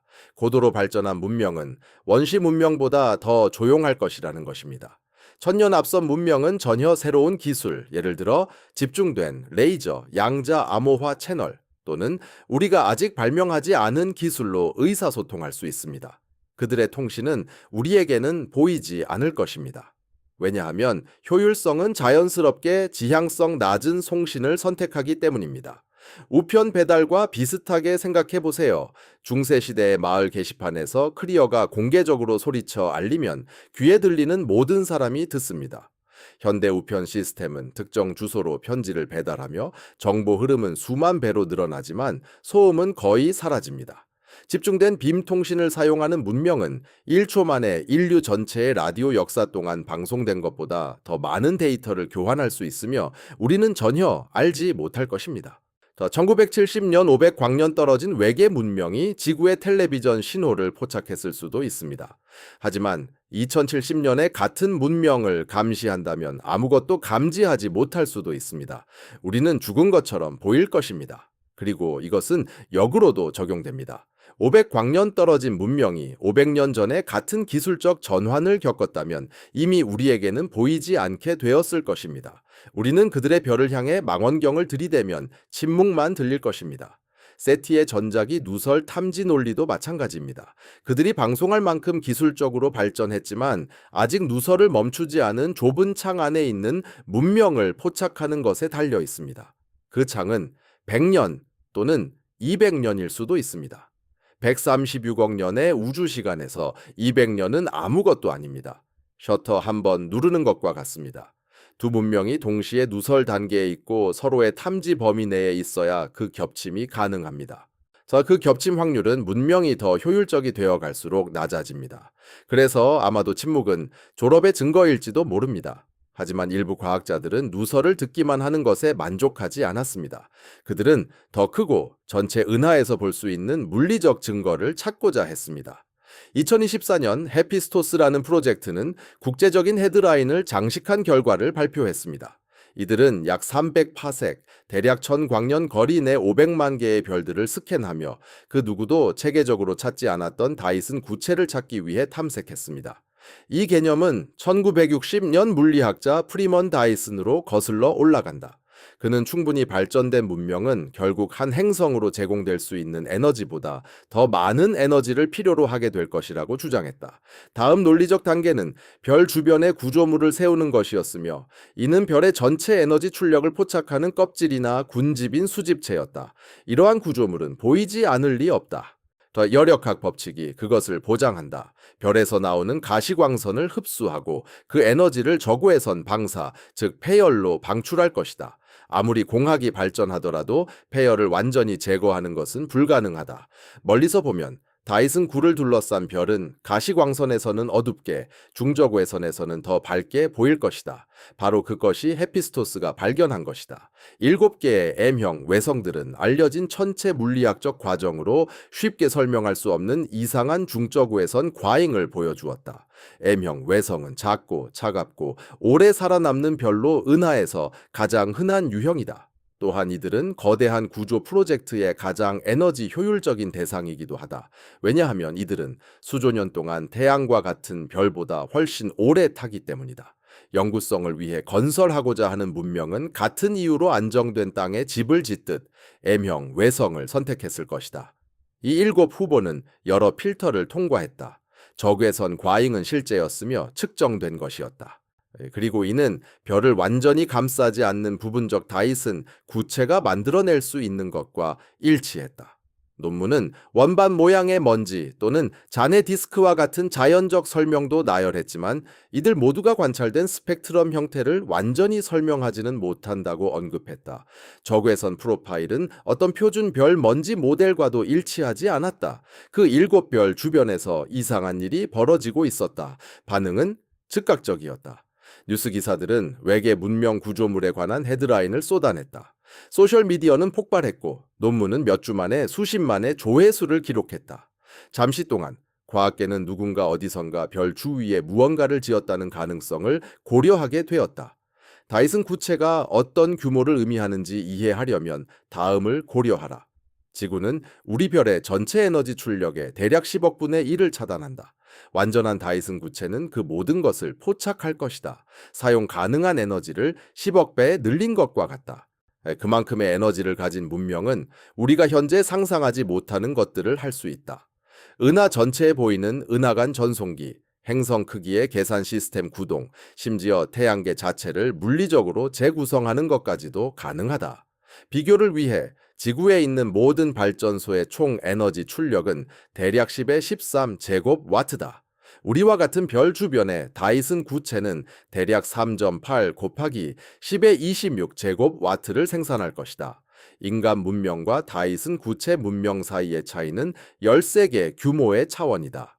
그래서 헤이스토스의 결과가 중요했던 것이다. 그것은 실제 별에서 방출되는 실제 적외선 빛을 물리적으로 측정한 것이며 설명하기 어려운 방식으로 행동하는 별들에서 나온 것이었다. 연구팀은 신중했다. 그들은 외계인을 발견했다고 주장하지 않았다. 그들은 조사할 가치가 있는 이상 현상을 발견했다고 주장했다. 하지만 몇 달 만에 그 이상 현상들은 전혀 예상하지 못했던 다른 설명을 갖게 되었다. 이 후속 분석은 2025년에 이루어졌다. 독립팀들이 추가 적외선 및 광학 데이터를 사용하여 7개 M형 외성 후보를 재검토했다.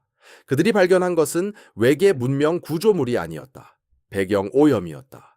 이상한 적외선 과잉은 실제였지만 별에서 나온 것이 아니었다. 그것은 수십억 광년 떨어진 곳에 있는 배경 대상에서 비롯된 것이었다. 먼지로 가려진 은하들, 문헌상 도스 DOS 또는 활동 은하 핵 AGN으로 알려진 것들, 그리고 주변 물질을 소비하며 막대한 에너지를 방출하는 초질량 블랙홀들이 그것이다. 이 배경 소스들은 우연히도 7개의 M형 외성 후보와 같은 시선상의 위치에 있었다. 그들의 적외선 방출이 별빛과 섞이면서 별 자체에서 과잉열이 나는 것 같은 착각을 일으킨 것이다. 원래 조사에서의 해상도는 이러한 각도 규모에서 정형별과 배경은하를 구별하기에 충분하지 않았다. 더 높은 해상도의 데이터를 적용하여 희미한 배경빛과 정형 별빛을 구분하자. 그 구조물의 징후는 사라졌다. 별들은 평범했다. 적외선 과잉은 별과 무관한 대상들의 것이었다. 우주는 또 한 번 그것을 해냈다. 무작위 우주 기하학과 뜨거운 먼지를 이용해 정교하게 조작된 것처럼 보이는 신호를 완벽하게 흉내낸 것이다. 이것은 처음이 아니었다. 1967년 조슬린 벨버넬은 매우 규칙적인 신호를 감지했으며 그녀의 팀은 이를 LGM1 작은 초록 인간이라고 불렀다. 그것은 벌써 회전하는 중성자 별이었다.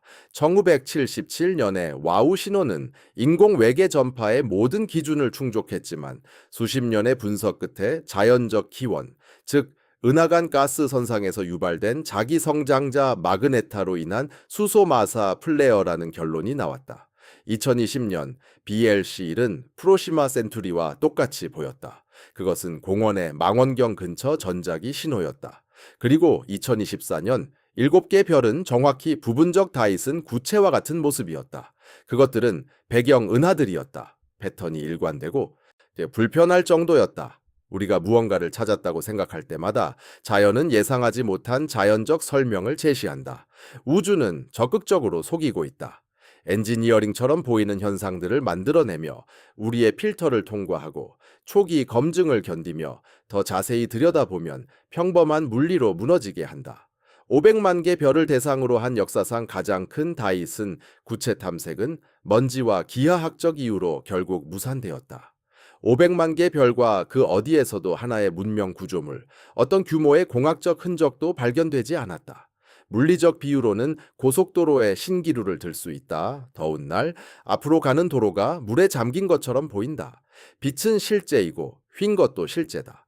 물리학이 착시를 만들어내는 것은 현실입니다. 그러나 그 물은 존재하지 않습니다. 당신은 그것을 향해 운전할 수 있지만 결코 도달하지 못할 것입니다. 하이스토의 결과는 우주의 신기루였습니다. 7개의 후보성들은 모두 기하학과 거리로 설명될 수 있었습니다. 그리고 이는 세티의 모든 기반 아래에 자리한 질문을 떠올리게 합니다. 만약 우주가 계속해서 우리의 최고 장비를 속이는 허위 양성 신호를 만들어낸다면 진짜 양성을 인식할 수 있는 능력에 얼마나 자신할 수 있을까요? 점점 더 확신이 서지 않게 됩니다. 그러나 허위 양성과 우주의 신기루는 침묵에 대한 설명의 한 범주입니다. 더 어두운 설명도 있습니다. 문명들이 존재하고 그것들이 진짜이며 일부러 숨기고 있다면 어떨까요? 2008년 중국 과학소설 작가 류시시는 그의 삼체 3부작 두 번째 소설인 어두운 숲을 출간했습니다. 이 책은 베르미 역설에 대한 우아하면서도 깊이 충격적인 답을 제시했습니다. 그 내용은 이렇습니다. 우주는 문명으로 가득 차 있습니다. 모두 조용히 있는 이유는 자신의 위치를 드러내는 것이 곧 자살과 같기 때문입니다. 이 논리는 두 가지 공리에서 출발합니다. 첫째, 생존은 모든 문명의 가장 기본적인 필요입니다. 둘째, 문명들은 지속적으로 성장하고 확장합니다. 그러나 우주의 전체 물질과 에너지는 그렇지 않습니다. 이 두 공리는 문제를 야기합니다. 자원은 유한하지만 문명은 잠재적으로 무한합니다. 다른 문명을 만난 어떤 문명도 선택의 기로에 서게 됩니다. 협력하거나 파괴하거나. 그러나 협력하려면 신뢰가 필요하고 신뢰는 소통이 필요하며 소통은 자신의 위치를 드러내기 때문입니다. 여기서 게임 이론이 치명적이 됩니다. 다른 문명의 의도를 확인할 수 없습니다. 오늘 평화로울지라도 수천 년 후에는 적대적일 수 있고 오늘 기술력이 부족하더라도 세기 후에는 우수할 수 있습니다. 자신의 안전을 보장하는 유일한 방법은 상대 문명이 위협이 되기 전에 먼저 공격하는 것입니다. 그리고 모든 문명은 이것을 알고 있기 때문에 지금까지 살아남아 존재하는 모든 문명은 같은 교훈을 배웠습니다. 조용히 있고 숨으며 소음을 내는 것은 모두 쏘세요. 류시시는 이것을 어두운 숲이라고 불렀습니다. 밤의 숲을 상상해 보세요. 숲에는 사냥꾼들이 가득합니다. 모든 사냥꾼은 숲에 다른 사냥꾼들이 가득하다는 것을 압니다. 아무도 몇 피트 이상을 볼 수 없습니다. 모든 소리와 움직임은 총알을 유인할 수 있습니다. 이성적인 전략은 가만히 서서 어떤 소리든 쏘는 것입니다. 이 모델에서 우주는 무장한 문명들이 어둠 속에 가만히 서서 숨어 있는 모습으로 가득 차 있습니다. 이 가설은 특정한 물리적 함의를 갖습니다. 어두운 숲 문명은 다이슨 굴을 만들지 않을 것입니다. 왜냐하면 다이슨 굴은 은하 전체에서 볼 수 있기 때문입니다. 그들은 라디오 신호를 방송하지 않을 것입니다. 왜냐하면 라디오 신호는 위치를 드러내기 때문입니다. 공격적으로 확장하지 않을 것입니다. 왜냐하면 확장은 탐지 가능한 흔적을 남기기 때문입니다.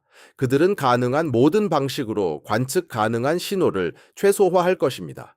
새 외부에서 보면 우리가 관찰하는 침묵과 정확히 같아 보일 것입니다. 이 아이디어는 완전히 새롭지 않았습니다. 존 비는 1973년에 동물원 가설을 제시하며 고도로 발전한 문명들이 원시종들과의 접촉을 의도적으로 피할 수 있다고 주장했습니다. 이는 자연보호구역이 인간을 멸종 위기 동물에서 멀리하는 것과 비슷한 방식입니다. 어두운 숲은 이것을 한 단계 더 확장합니다. 그들은 생존을 위해 탐지를 피합니다. 비판자들은 이 가설이 몇 가지 문제를 지적합니다. 이 가설은 모두가 공유할 수 없는 편집증 수준의 의심을 가정합니다. 하나라도 떠들썩한 문명이 있다면 침묵이 깨질 수 있기 때문입니다. 또한 먼 거리 때문에 멀리 떨어진 문명을 파괴하는 것이 소통하는 것보다 쉽다고 가정하지만 이는 오히려 사실과 다를 수 있습니다. 하지만 이 가설이 완전히 일축될 수 없게 만드는 한 가지 성질이 있습니다. 그것은 데이터와 일치한다는 점입니다. 침묵은 바로 어두운 숲 우주가 보일 모습이며 현재 지구에서 일어나고 있는 실제 논쟁으로 바로 이어집니다. 그것은 과학계 내부를 갈라놓은 문제이며 우리가 그 숲에 소리쳐야 하는지에 관한 질문입니다. 1999년 러시아 천문학자 알렉산더 지츠브는 국제적 승인이나 과학적 합의 없이 어떤 행동을 취했습니다. 그는 크림의 에프토리아 행성 레이더 시설을 이용해 소련 탐사선과의 심우주 통신을 위해 만들어진 접시를 사용하여 인근 별 시스템 여러 곳으로 강력한 타겟 메시지를 송신했습니다. 그 이름은 우주 호출이었습니다. 이 전송은 우리와 비슷한 라디오 망원경을 가진 어떤 문명도 탐지할 수 있도록 설계된 것이었으며 수학적 및 과학적 정보를 암호화된 형식으로 담고 있었습니다. 지츠브는 송신 전에 세티 공동체와 상의하지 않았으며 어떤 정부의 승인도 받지 않았으며 국제적 검토를 요청하지도 않았습니다. 그럴 필요도 없었습니다. 왜냐하면 우주로 의도적으로 메시지를 보내는 것에 대한 구속력 있는 국제 규범은 존재하지 않기 때문입니다. 가이드라인은 있지만 자발적 권고에 불과합니다. 국제우주비행학회 IAFP도 권고안을 제시했지만 이는 강제력이 없습니다. 오늘 바로 충분히 강력한 송신기를 가진 누구든지 우주의 메시지를 방송하여 인류의 존재와 위치를 알릴 수 있으며 이에 대한 법적 구속력은 없습니다. 과학계의 반응은 즉각적이고 냉혹했습니다. 페르미 역설에 대해 광범위하게 글을 쓴 물리학자이자 작가인 데이비드 브린은 이를 무모하고 잠재적으로 치명적이라고 비판했습니다. 만약 어두운 숲 가설이 조금이라도 옳다면 브린은 고의적인 송신은 숲속 포식자들이 가득한 곳에 모닥불을 피우는 것과 같다고 주장했습니다. 브린은 자신이 속한 세티 관련 위원회에서 이의를 표하며 사임했고 적극적 메시징 매티를 규제하는 거버넌스가 전혀 없다는 점을 지적했습니다. 질 타터는 35년 동안 프로젝트 피닉스를 포함한 세티 탐사를 이끌었으며 영화의 캐릭터에 영감을 준 현실 세계의 인물이다. 그녀는 신호 탐사를 지지했지만 전파 송신에 대해서는 우려를 가지고 있었다. 버클리 천문학자인 댄 워런은 어떤 고의적인 송신도 전 세계적 합의가 필요하다고 주장했다. 한 사람이나 한 나라가 전체 종족에 영향을 미칠 결정을 내리는 것에 대해 그는 받아들이기 어렵다고 느꼈다. 세티 연구소의 세스 샤크는 반대 입장을 취했다. 그의 주장은 실용적이었다. 지구의 군사 레이더 시스템은 수십 년 동안 탐지 가능한 신호를 우주로 방출해 왔으며 200광년 이내의 기술이 있다면 이미 우리가 여기 있다는 것을 알고 있다. 일부러 송신하는 것은 아무 소용이 없다. 숨는 것도 의미 없다. 우리는 결코 숨지 않았기 때문이다. 이렇게 생각해보자. 어두운 방에 서 있는데 70년 동안 큰 소리로 기침을 하고 있다고 상상해보라. 누군가 기침을 멈추는 게 어떻겠느냐고 제안하지만 당신은 계속 기침을 하고 있다. 어둠 속에서 누군가가 당신을 찾고 싶다면 이미 찾았을 것이다. 이 논쟁은 결코 해결되지 않았다. 근본적인 질문이 답할 수 없기 때문이다. 우주는 위험한가? 그렇지 않은가? 그리고 이 분열은 대부분의 사람들이 과학에 대해 갖고 있는 잘못된 가정을 드러낸다. 사람들은 과학 커뮤니티가 우주와의 관계를 조율하며 프로토콜과 감독, 기관의 통제해 인간이 별에 말하는 것들이 있다는 것을 믿는다. 그러나 실제로 그렇지 않다. 매티 놀란은 적절한 장비를 가진 개인이 전체 종을 대표해 말할 수 있다는 것을 증명했다. 그리고 누군가가 반대편에서 듣고 있든 아니든 우리가 만들어낸 도구들은 계속 파괴되고 있다. 2020년 12월 1일 아로시보 관측소의 900톤 수식이 플랫폼이 케이블에서 떨어져 아래 305m 크기의 라디오 접시에 충돌했다. 붕괴는 갑작스럽지 않았다. 엔지니어들은 몇 달 전부터 케이블의 노후화에 대해 경고해왔다. 8월과 11월에 이미 2개의 케이블이 실패했었다. 미국 국립과학재단 NSF는 수리 시도를 하지 않기로 결정했는데 이는 구조물에 작업자를 보내는 것이 너무 위험했기 때문이다. 플랫폼이 떨어지면서 세계에서 가장 큰 단일 구경 라디오 망원경이었던 접시를 파괴했다. 그것은 53년 동안 세계 최대의 단일 구경 라디오 망원경이었다. NSF는 재건하지 않기로 했다.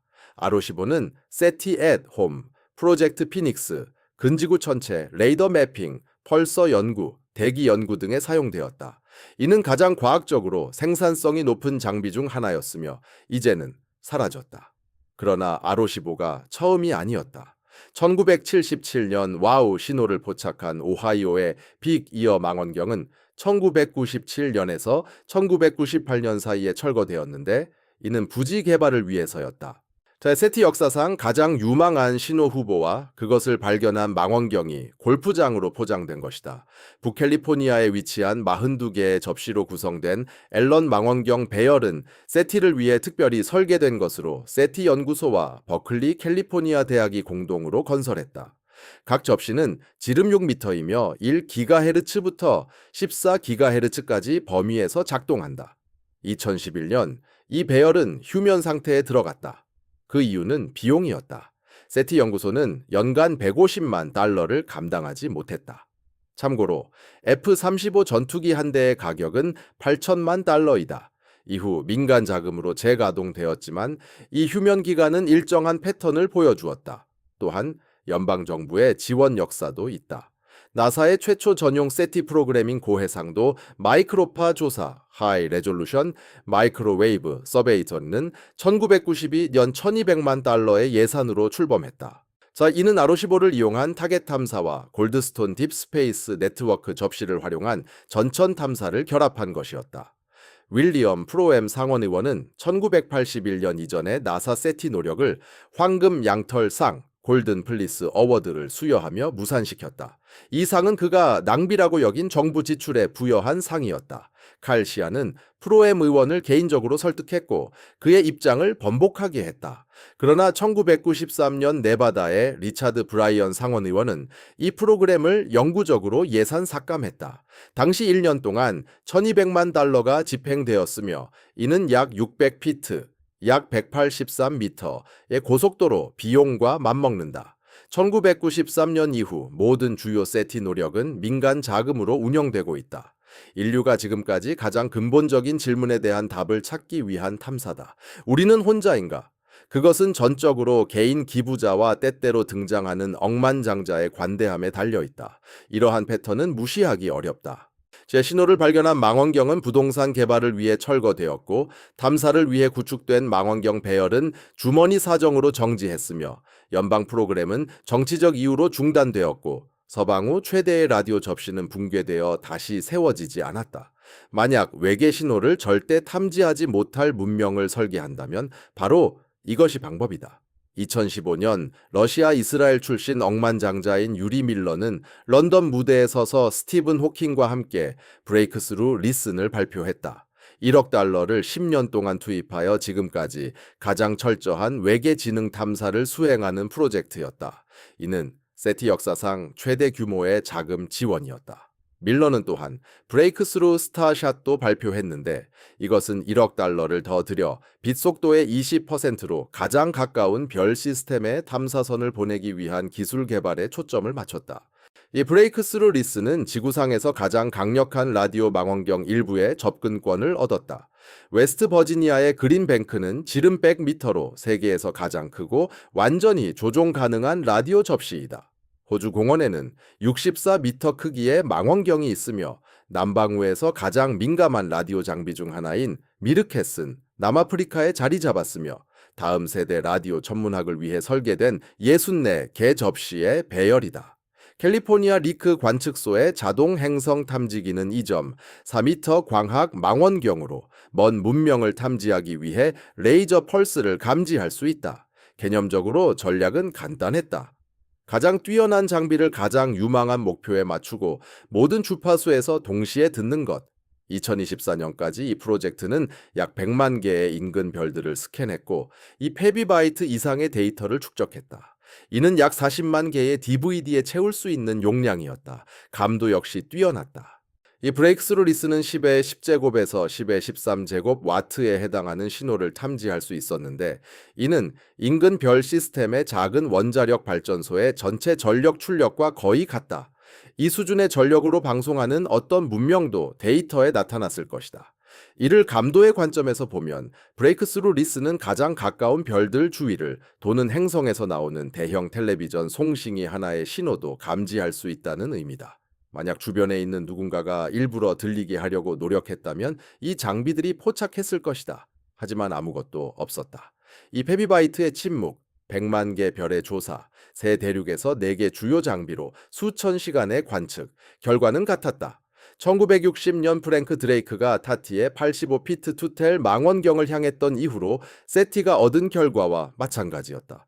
0. 그러나 2020년 브레이크스루 리슨의 한 장비가 뭔가를 포착했고 그로 인해 전체 팀이 숨을 죽였다. 뉴사우스 웨일스의 64m 접시 안테나가 982.00메가헤르츠의 좁은 대역 신호를 감지한 것이다. 좁은 대역 신호는 자연 전체에서 거의 항상 넓은 주파수에 걸쳐 에너지를 방출하는 광대역 방출과 달리 하나의 주파수에 집중된 신호로서 인공 전송의 특징 중 하나다. 이 신호는 우리 은하에서 가장 가까운 별인 프록시마 센투리 방향에서 온 것처럼 보였다. 이미 2개 이상의 행성을 알고 있는 별로 그중 하나는 거주 가능 영역에 위치해 있었다. 이 신호는 BLC-1 브레이크스루 리스턴트 후보 1로 명명되었으며 프로젝트 역사상 처음으로 유망하다고 판단되어 공식 후보 지정을 받은 신호였다. 그리고 관련 과학자들에게는 이후 몇 개월이 현대 세티 역사상 가장 강렬한 시간이 되었다. BLC-1은 중요한 주파수에서 드리프트했다. 회전하는 행성에서 오는 신호는 행성의 자전으로 인해 도플러 이동이 발생하는데 이는 관측된 주파수의 점진적인 변화로 나타난다. 지상 간섭은 일반적으로 같은 방식으로 드리프트하지 않는데 이는 송신기와 수신기가 같은 회전하는 몸체에 있기 때문이다. BLC-1의 드리프트 속도는 프록시마 센투리 주위를 도는 행성의 송신기에서 기대할 수 있는 것과 일치했다. 신호는 망원경이 프록시마 센투리 방향을 향했을 때만 나타났고 별에서 벗어난 참조 방향으로 이동하면 사라졌다가 다시 프록시마로 돌아오면 신호가 다시 나타났다.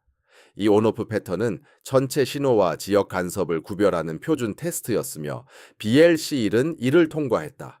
몇 달 동안 브레이크스루 리슨 팀은 거의 비밀리에 작업했다.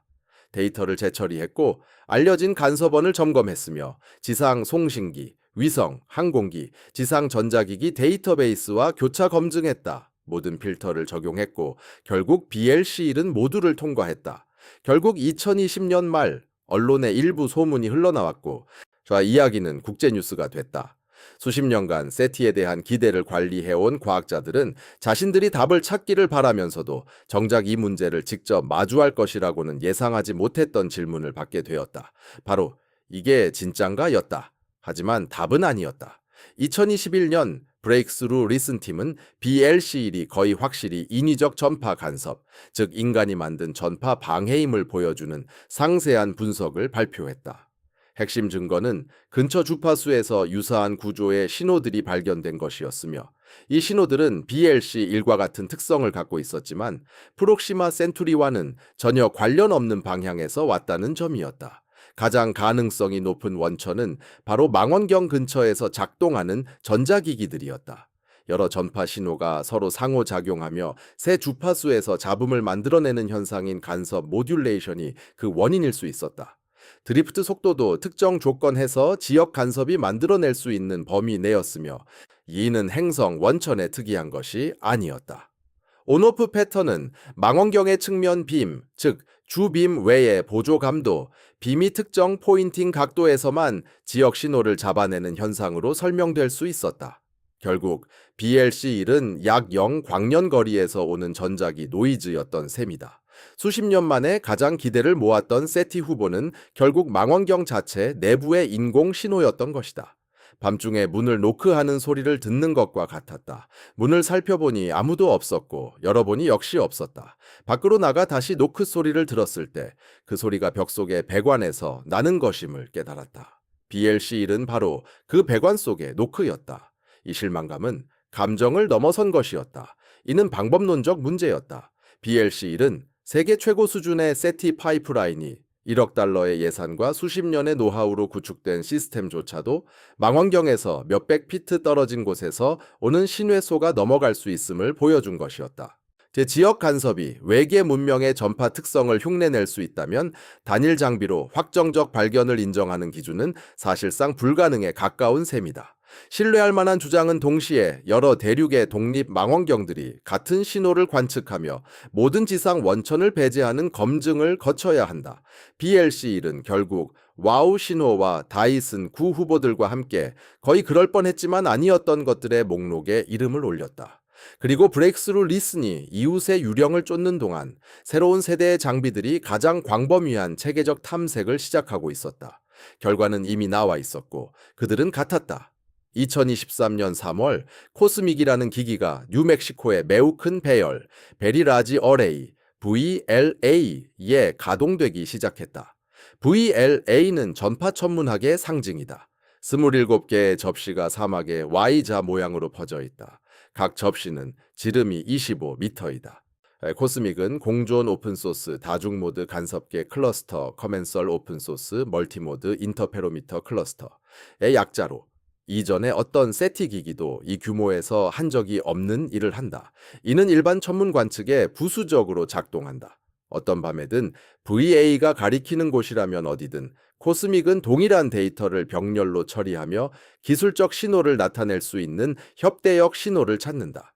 이는 코스믹이 무료로 망원경 시간을 받는다는 의미다. 다른 과학 프로그램과 경쟁하지 않는다. 그저 VA가 보는 모든 것을 관찰하면서 그 위에 자체 분석을 수행하는 것이다. 최초 11개월간의 운영 기간 동안 코스믹은 95만 개 이상의 독특한 관측 영역과 26만 7,510개 개별 별을 관찰했다. 이 기가헤르츠부터 4기가헤르츠까지 대역을 검색했으며 이 범위는 수소선 1420 메가헤르츠버티과 하이드록실선 1665 메가헤르츠 사이의 조용한 밴드인 워터홀을 포함한다. 이것은 오랫동안 의도적인 성간 신호가 존재할 가장 논리적인 장소로 여겨졌다. 그 11개월 동안의 결과는 기술적 신호는 하나도 찾지 못한 것이었다. 코스믹은 유일한 대규모 탐색이 아니었다. 2024년 서호주에 위치한 머체센 와이드필드 배열, 머체센 와이드필드 어레이은 2,800개 전체 은하를 대상으로 기술적 신호를 검색했으며 은하에는 수백억 개의 별이 포함되어 있다. 그 논리는 충분히 진보된 문명이 은하를 넘나드는 공학을 성취했을 경우 은하 간 거리에서도 탐지 가능한 신호를 낼 수 있다는 것이었다. 그러나 MWA는 아무것도 찾지 못했다. 2024년 10월 앨런 망원경 배열은 지금까지 최대 길이의 연속 세티 관측을 수행했다. 28시간 동안 트라피스트 1호라는 적색 Y해성 별을 관측했으며 이 별은 39광년 떨어져 있고 7개의 암석 행성을 품고 있는데 그중 3개는 거주 가능 구역에 위치한다. 그 검색은 2264개의 후보 신호를 만들어냈으며 모두 지구적 기원인 것으로 밝혀졌다. 그리고 2025년 7월 태양계로부터 성간 공간으로부터 무언가가 들어왔다. 3II 아틀라스였다. 2017년에 오무아무아와 2019년에 보리스에 이어 세 번째로 확인된 성간 전체다. ATA는 며칠 내로 그것을 향해 조준했고 7.25시간 이상 관측했다. 배열은 7,400만 개의 협대역 신호를 기록했으며 자동 필터는 이를 211개의 후보로 줄였다. 최종적으로 남은 수는 0이었다. 다른 별계통에서 온 신호의 방향에서 나온 7,400만 개의 신호 중 어느 것도 인공적이지 않았다. 이 탐색들은 프랭크 드레이크가 1960년에 85피트 접시를 2개의 별에 향하게 했을 때 상상했던 것보다 훨씬 방대한 규모다. 기기들은 더 민감하고 주파수 범위도 넓다. 인공지능 덕분에 분석 속도도 빨라졌으며 데이터 처리의 돌파구는 600배 가속화되었다. 그런데 그 숫자는 변하지 않았다. 1960년에도 100만 개의 돌파 구별 별을 관측한 후에도 코스믹이 95만 개 필드와 성간 방문객의 100만 개 협대역 신호를 검색한 후에도 그 숫자는 연기였다. 어느 순간 증거의 부재는 부재의 증거가 되기 시작하며 이 조사를 다음 단계로 이끌 수밖에 없는 질문이 떠오른다.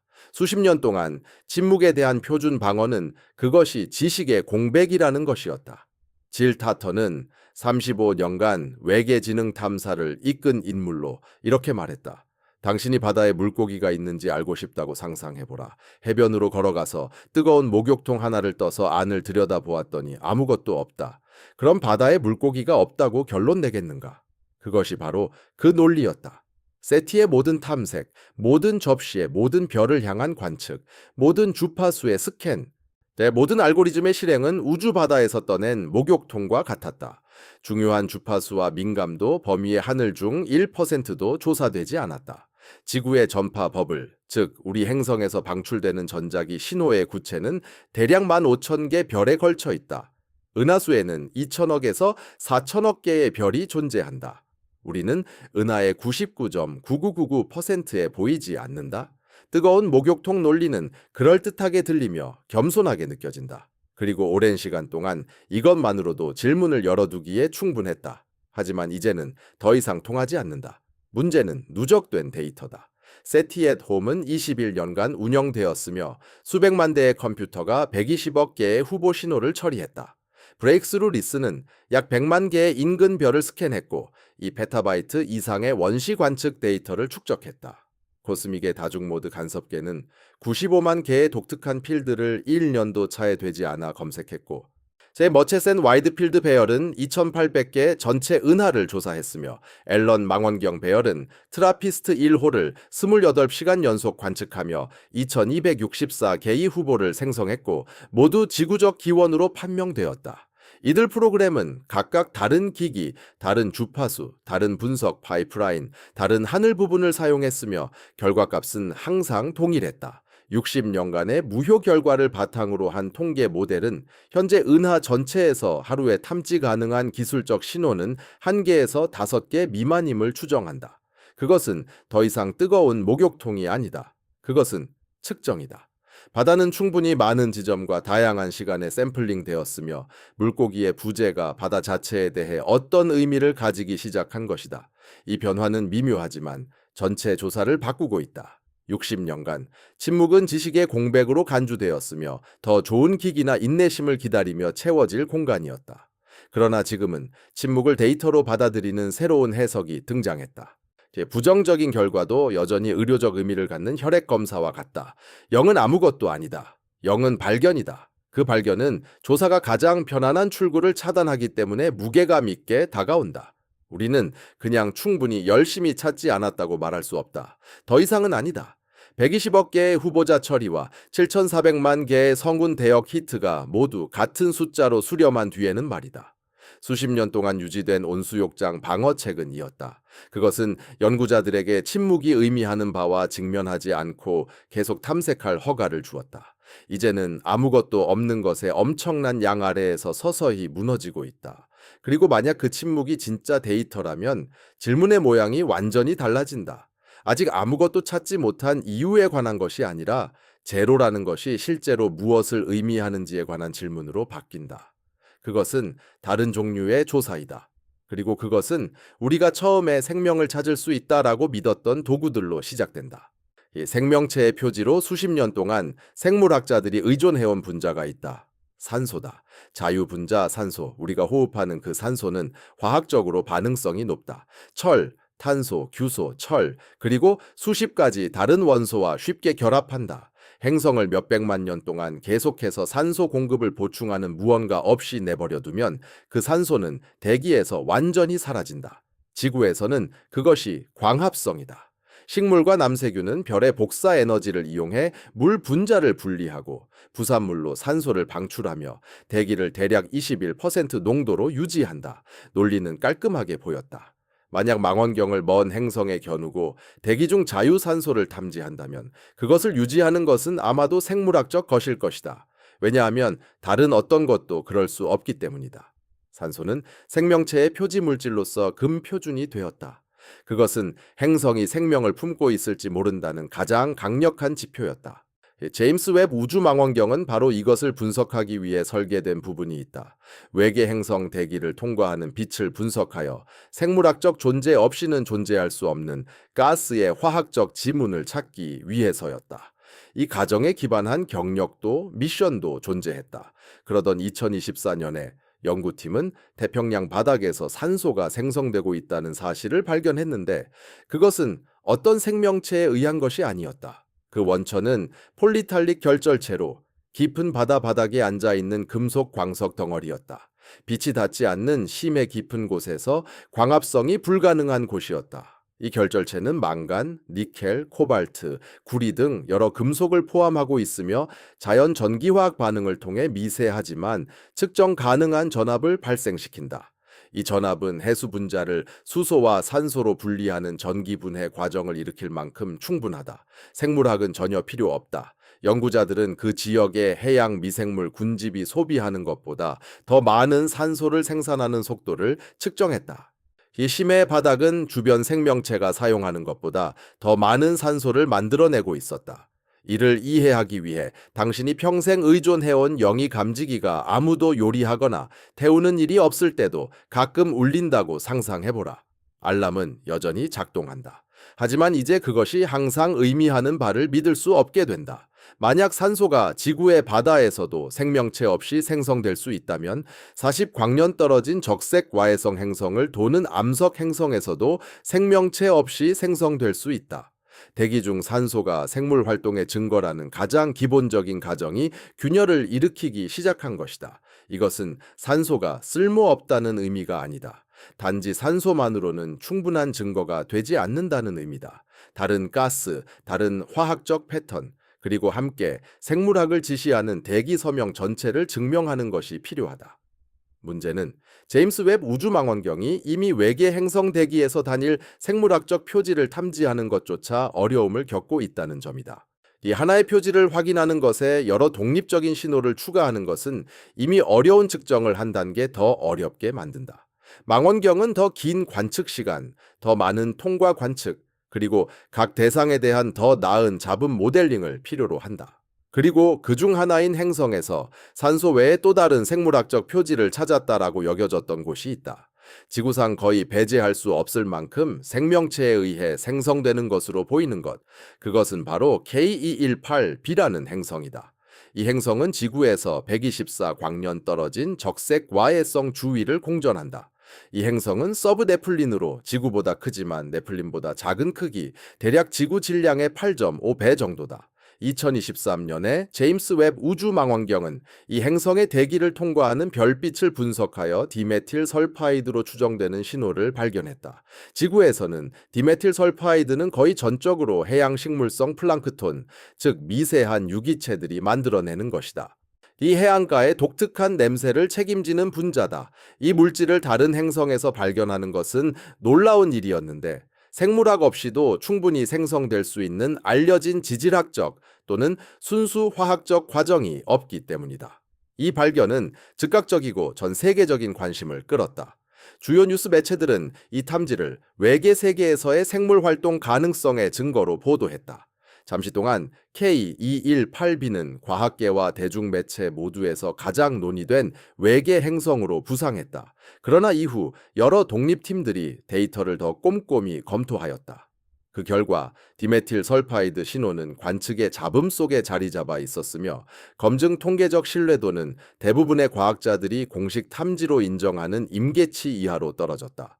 다른 대기 모델링 방법을 이용한 후속 분석도 일관된 재현이 불가능했다. 2026년 초가 되면서 과학적 합의는 변화하기 시작했다. 그 신호는 아마도 데이터 축소 과정의 산물일 것이며 이 하늘의 분자가 아니라 숫자 속의 유령일 가능성이 높다. 이번 조사에서 확인된 바로는 어떤 외계 행성도 확실한 대기 내 생명 신호를 가지고 있지 않다. K28b도 트라피스트-1을 도는 7세계 중 어느 것도 전이행성, 외행성 탐사 위성에 의해 확인된 756개의 행성도 케플러에 의해 목록화된 2783개의 세계도 그렇다. 대기 특성을 파악하기에 가장 적합한 후보는 지사 12b로 지구 방영의 10분의 9 크기인 암석 행성으로 불과 40광년 떨어진 별 주위의 온화한 궤도에 위치해 있다. 이 행성은 충분히 가까우며 작아서 제임스 웹 우주망원경이 여러 관측 주기 동안 대기를 분석하여 수십 차례의 통과 관측을 통해 신호를 쌓아 올리고 노이즈보다 검출 신뢰도를 높일 수 있다.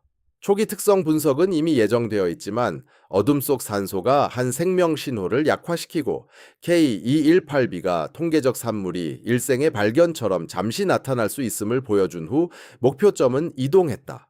어둠 속에서 산소는 한 생명 신호를 약화시켰고 K218b는 또 다른 신호가 통계적 잡음에서 얼마나 쉽게 등장할 수 있는지를 드러냈다. 이제 문제는 단순히 우리가 적합한 행성을 찾을지 여부가 아니다. 우리가 진짜 생명 신호를 알아볼 수 있을지의 문제다.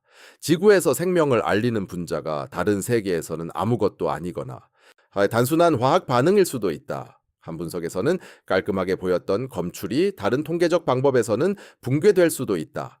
도구는 망가진 것이 아니지만 우리가 그것에 신뢰를 둔 시점이 성급했을 뿐이다. 그리고 한 가설이 있는데 대부분의 과학자들은 진지하게 여기지 않지만 공식적으로 반박할 수 없는 것. 바로 문제는 도구의 불완전함보다 더 깊은 곳에 있다는 것이다. 그것은 우리가 진짜 우주를 보고 있지 않을지도 모른다는 것이다. 2001년 공상과학 소설 작가 스티븐 박스터는 대부분의 천문학자들이 현장에서 일축했고 아무도 실제로 반박하지 못한 사고 실험을 발표했다. 그는 이를 행성관념 가설이라고 불렀다. 그 개념은 간단하면서도 충격적이다. 만약 수천 또는 수백만 년 이상 우리의 현재 기술 수준을 훨씬 뛰어넘는 문명이 존재한다면 그것은 우리의 태양계 전체를 가상 시뮬레이션으로 감싸고 있을 수 있다. 완벽한 복제된 허공 우주가 내부에서 보여지며 모든 망원경, 모든 위성, 인류가 만든 모든 장비는 제작자가 보고 싶어 하는 것을 정확히 보여준다. 우리는 텅 빈 우주를 관찰하게 될 것이며 이는 우리가 관측할 수 있도록 허락된 우주가 바로 인위적으로 만들어진 전시임을 의미한다. 이것은 공상과학처럼 들리는데 그 이유는 바로 그것이 공상과학에서 유래했기 때문이다. 박스터는 소설가였지 물리학자나 천문학자는 아니었다. 그러나 이 가설은 1973년 물리학자 존 비가 제안한 오래된 아이디어의 논리적 확장이다. 비는 자신의 버전을 동물원 가설이라고 불렀다. 그의 주장은 간단했다. 고도로 발전한 문명은 의도적으로 원시 종족과의 접촉을 피할 수 있다는 것이다. 이는 야생동물 보호구역이 연구 대상인 동물들을 인간 방문자로부터 멀리하는 것과 같다. 그 보호구역의 동물들은 자신들이 관찰당하고 있다는 사실을 모른다. 그들이 울타리가 존재한다는 것도 알지 못한다. 그저 자연스러운 환경에 살고 있다고 생각하며 그들의 자연 환경이 조작된 것임을 알지 못한다. 행성관념 가설은 비의 아이디어를 한 단계 더 나아가 고도로 발전한 문명이 단순히 접촉을 피하는 것, 그 이상으로 우리가 목격하는 현실 자체를 적극적으로 만들어내고 있다는 것이다. 울타리는 우리 주변이 아니라 우리가 보는 모든 것이 바로 울타리인 것이다. 과학적으로 이 가설은 근본적인 결함이 있는데 그것이 엄격한 의미에서 반증 불가능하다는 것이다. 어떤 관측, 어떤 실험, 어떤 데이터도 우리가 내부에 있다고 증명할 수 없으며 시뮬레이션의 증거 자체가 시뮬레이션의 일부일 수 있기 때문이다. 이는 어떤 표준적 인식론적 정의에 비추어도 나쁜 과학이다. 과학적 방법의 범위를 완전히 벗어난 것이다. 그러나 우리가 관측하는 것에 일치하는 것은 논리적으로도 일관적이다. 충분히 발전한 문명이 그런 투영을 구성하는 것을 방해하는 자연 법칙은 없다.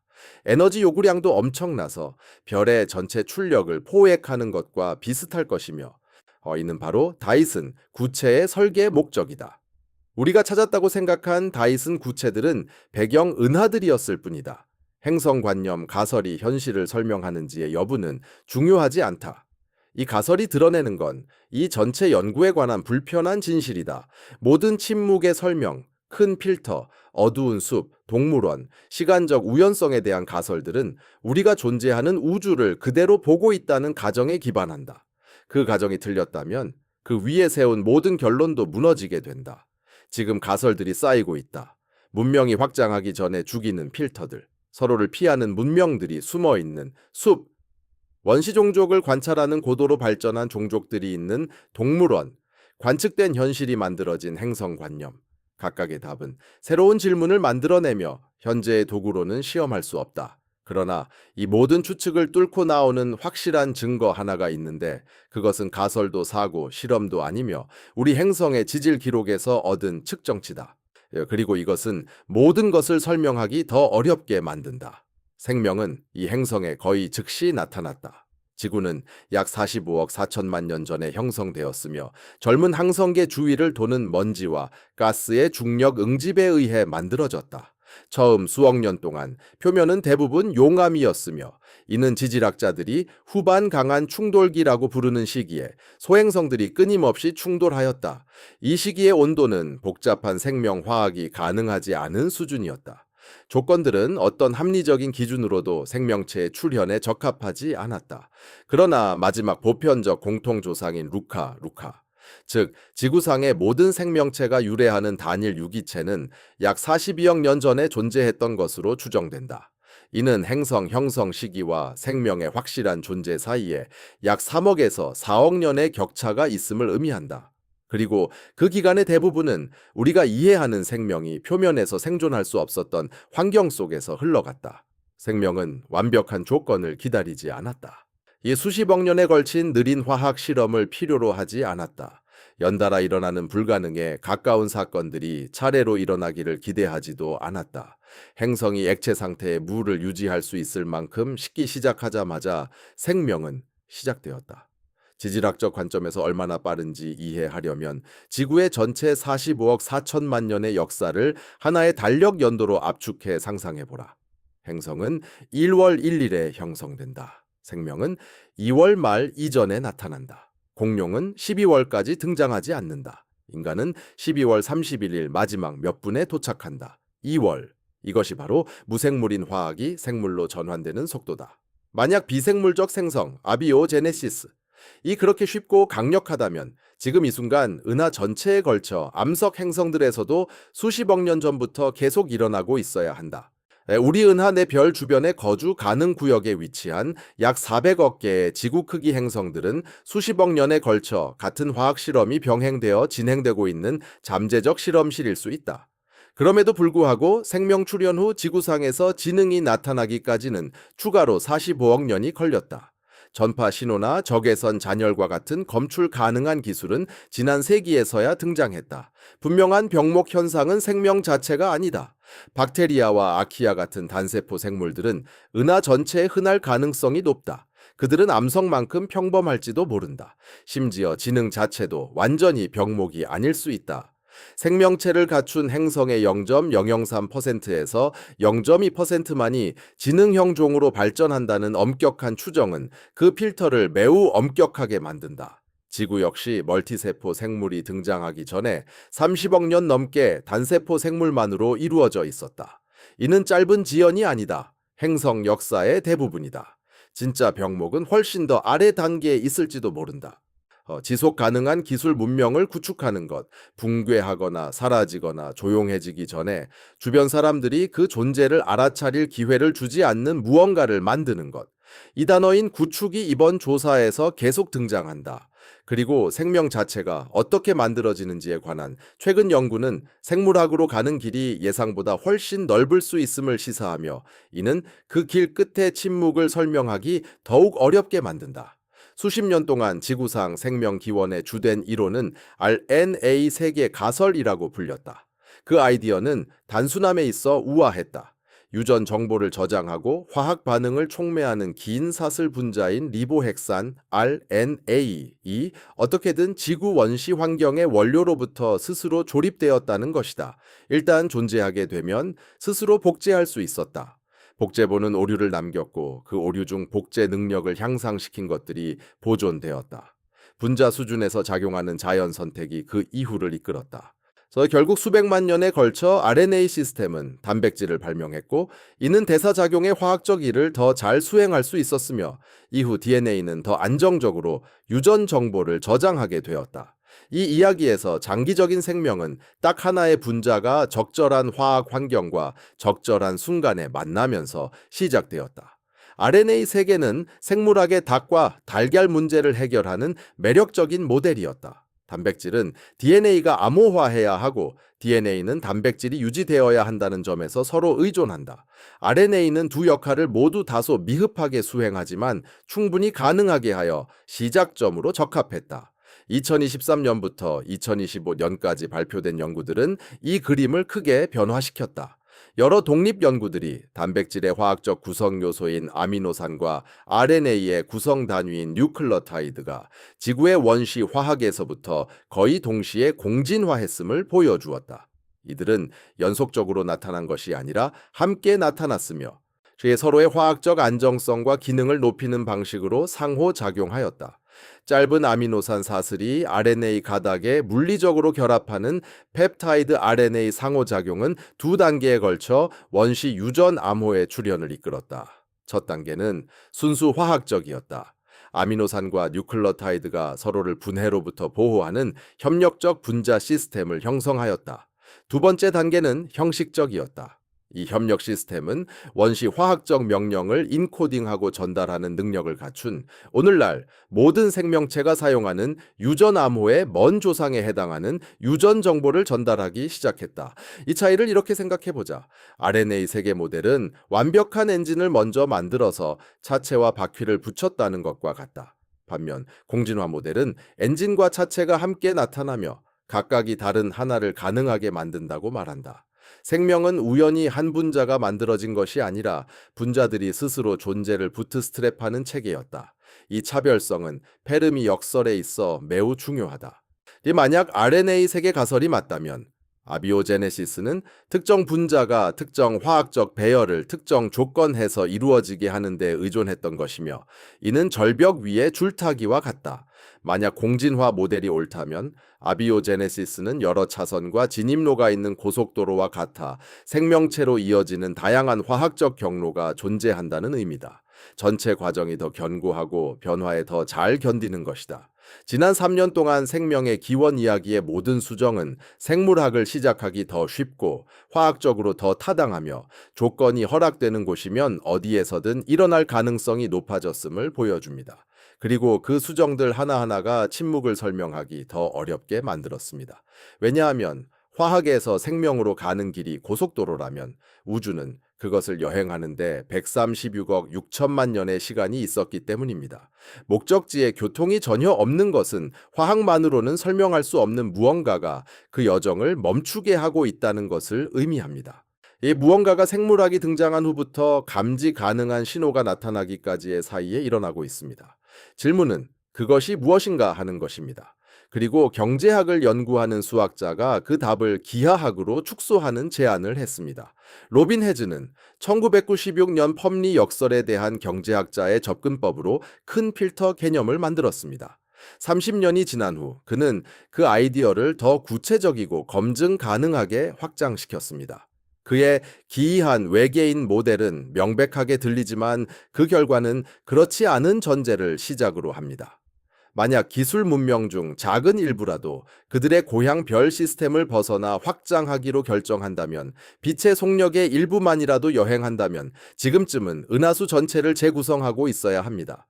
명백하고 눈에 띄게 빛 속력의 1%인 약 670만 마일시로 확장하는 문명 하나가 1천만에서 1억 년 사이에 은하 전체를 채울 수 있습니다. 은하는 136억 년이 되었으며 이 확장이 수천 번 일어날 충분한 시간이 있었습니다. 헤즌의 수학적 모델은 확장하는 문명들이 존재하거나 존재했던 경우 은하가 어떻게 보여야 하는지 계산합니다. 그들은 수천 광년에 걸친 대규모 구조로 별과 행성 자원을 전환하며 별의 에너지를 수집하여 확실한 적외선 폐열 흔적을 남기고 영향권의 구체를 조각하며 공학적으로 만들어진 공간의 버블을 확장시켜 천문학자들이 우주 관측의 큰 규모 구조를 그리듯이 지도를 그릴 수 있게 할 것입니다. 이 모델은 최소한 일부가 공학적으로 조성된 것처럼 보이는 은하를 예상하며 경쟁하는 확장권의 경계가 수백 또는 수천 광년에 걸쳐 뻗어 있는 모습을 예측합니다. 하지만 실제 은하는 전혀 그렇지 않습니다. 전혀 그렇지 않아요. 헤이스트로 프로젝트는 약 500만 개의 별을 300파섹, 약 1000광년 이내에서 조사하며 부분 다이슨 구체가 생성할 적외선 신호를 특별히 찾았습니다. 7개의 후보가 나왔지만 모두 수십억 광년 떨어진 먼지로 가려진 은하의 배경 오염으로 밝혀졌습니다. 머스앤 와이드필드 어레이는 2800개의 은하를 라디오 파장으로 조사했지만 결과는 아무것도 없었습니다. 대규모 구조물도 확장 전선도 공학적 경계도 어떠한 재구성도 발견되지 않았습니다. 은하는 전혀 기술 문명을 건설하지 않은 것처럼 보입니다. 헤즌의 모델은 이에 대한 설명을 제공합니다. 우리의 존재가 통계적으로 의미 있으려면 인류와 같은 종이 먼저 확장하는 외계 문명에 의해 뒤처지지 않고 진화했어야 합니다. 따라서 기술 문명은 매우 드물거나 매우 느리게 확장하거나 아니면 확장 시작 전에 어떤 것이 그들을 멈추게 해야 합니다. 그의 계산에 따르면 여러 문명이 같은 은하에서 공존하려면 평균 수명이 28만 년 이상이어야 합니다. 참고로 현대 인류는 약 30만 년 동안 존재했고 성간 여행이 가능한 기술을 가진 적도 없습니다. 최근 연구의 증거는 이 수명 조건이 불가능해 보이게 만듭니다. 가레스의 2024년 모델은 인공지능을 개발한 후 약 200년의 시간만을 부여하며 듀겐의 2026년 모델은 인구 붕괴 전 500년부터 1000년까지를 제공합니다. 이들 모두 해즌에 기하학이 요구하는 25만 년이라는 기준에 근접하지 못합니다. 결론은 명확합니다. 문명들은 확장하지 않습니다. 왜냐하면 그들이 확장하기에는 너무 오래 살지 않기 때문입니다. 그들은 나타나서 잠깐 신호를 보내고 사라집니다. 은하는 우리가 보는 그대로 비어 있습니다. 하지만 조사에는 아직도 마지막 후보를 조사할 한 가지 실마리가 남아 있습니다. 중국 남서부 구저 지방의 산 속에 자연 석회암 분지인 곳이 있습니다. 이곳에는 세계에서 가장 큰 단일 접시형 라디오 망원경이 자리 잡고 있습니다. 500m 구경의 구면 망원경인 파스트는 가장 큰 수집 면적과 하늘을 추적할 수 있는 능력을 갖추고 있으며 2025년 7월 이후 특정 목록을 검토하고 있습니다. 2020년 3월에 21년간 운영된 세티@홈 분산 컴퓨팅 프로젝트가 종료된 후 그 유산이 남았습니다. 전 세계 자원봉사자들이 처리한 120억 개의 신호 가운데 약 100개만이 자동 필터링의 모든 단계를 통과하여 남았으며 이 신호들은 지구 간섭, 인공위성 오염, 기기 결함으로 분류되지 않은 이상한 것들이었습니다. 인간 연구자들이 후속 조치를 위해 더 강력한 기기로 검증할 만한 신호들이었습니다. 그리고 바로 그 역할을 하는 것이 패스트입니다. 다시 한번 후보별로 관측을 재실시하며 동일한 전체 좌표를 향해 그들의 신호를 포인팅하고 같은 주파수에 맞추어 원래의 검출 프로파일과 일치하거나 반복되는 신호가 있는지 듣는 과정이다. 이 과정은 체계적이다. 각 대상은 신호가 간헐적이거나 방향성을 가질 가능성을 고려하여 여러 차례 다른 시간대에 관측한다. 이 하나의 후보라도 지상 기원의 원인으로 돌릴 수 없는 확실한 반복 검출을 만들어내면 이 연구의 틀이 하루아침에 바뀐다.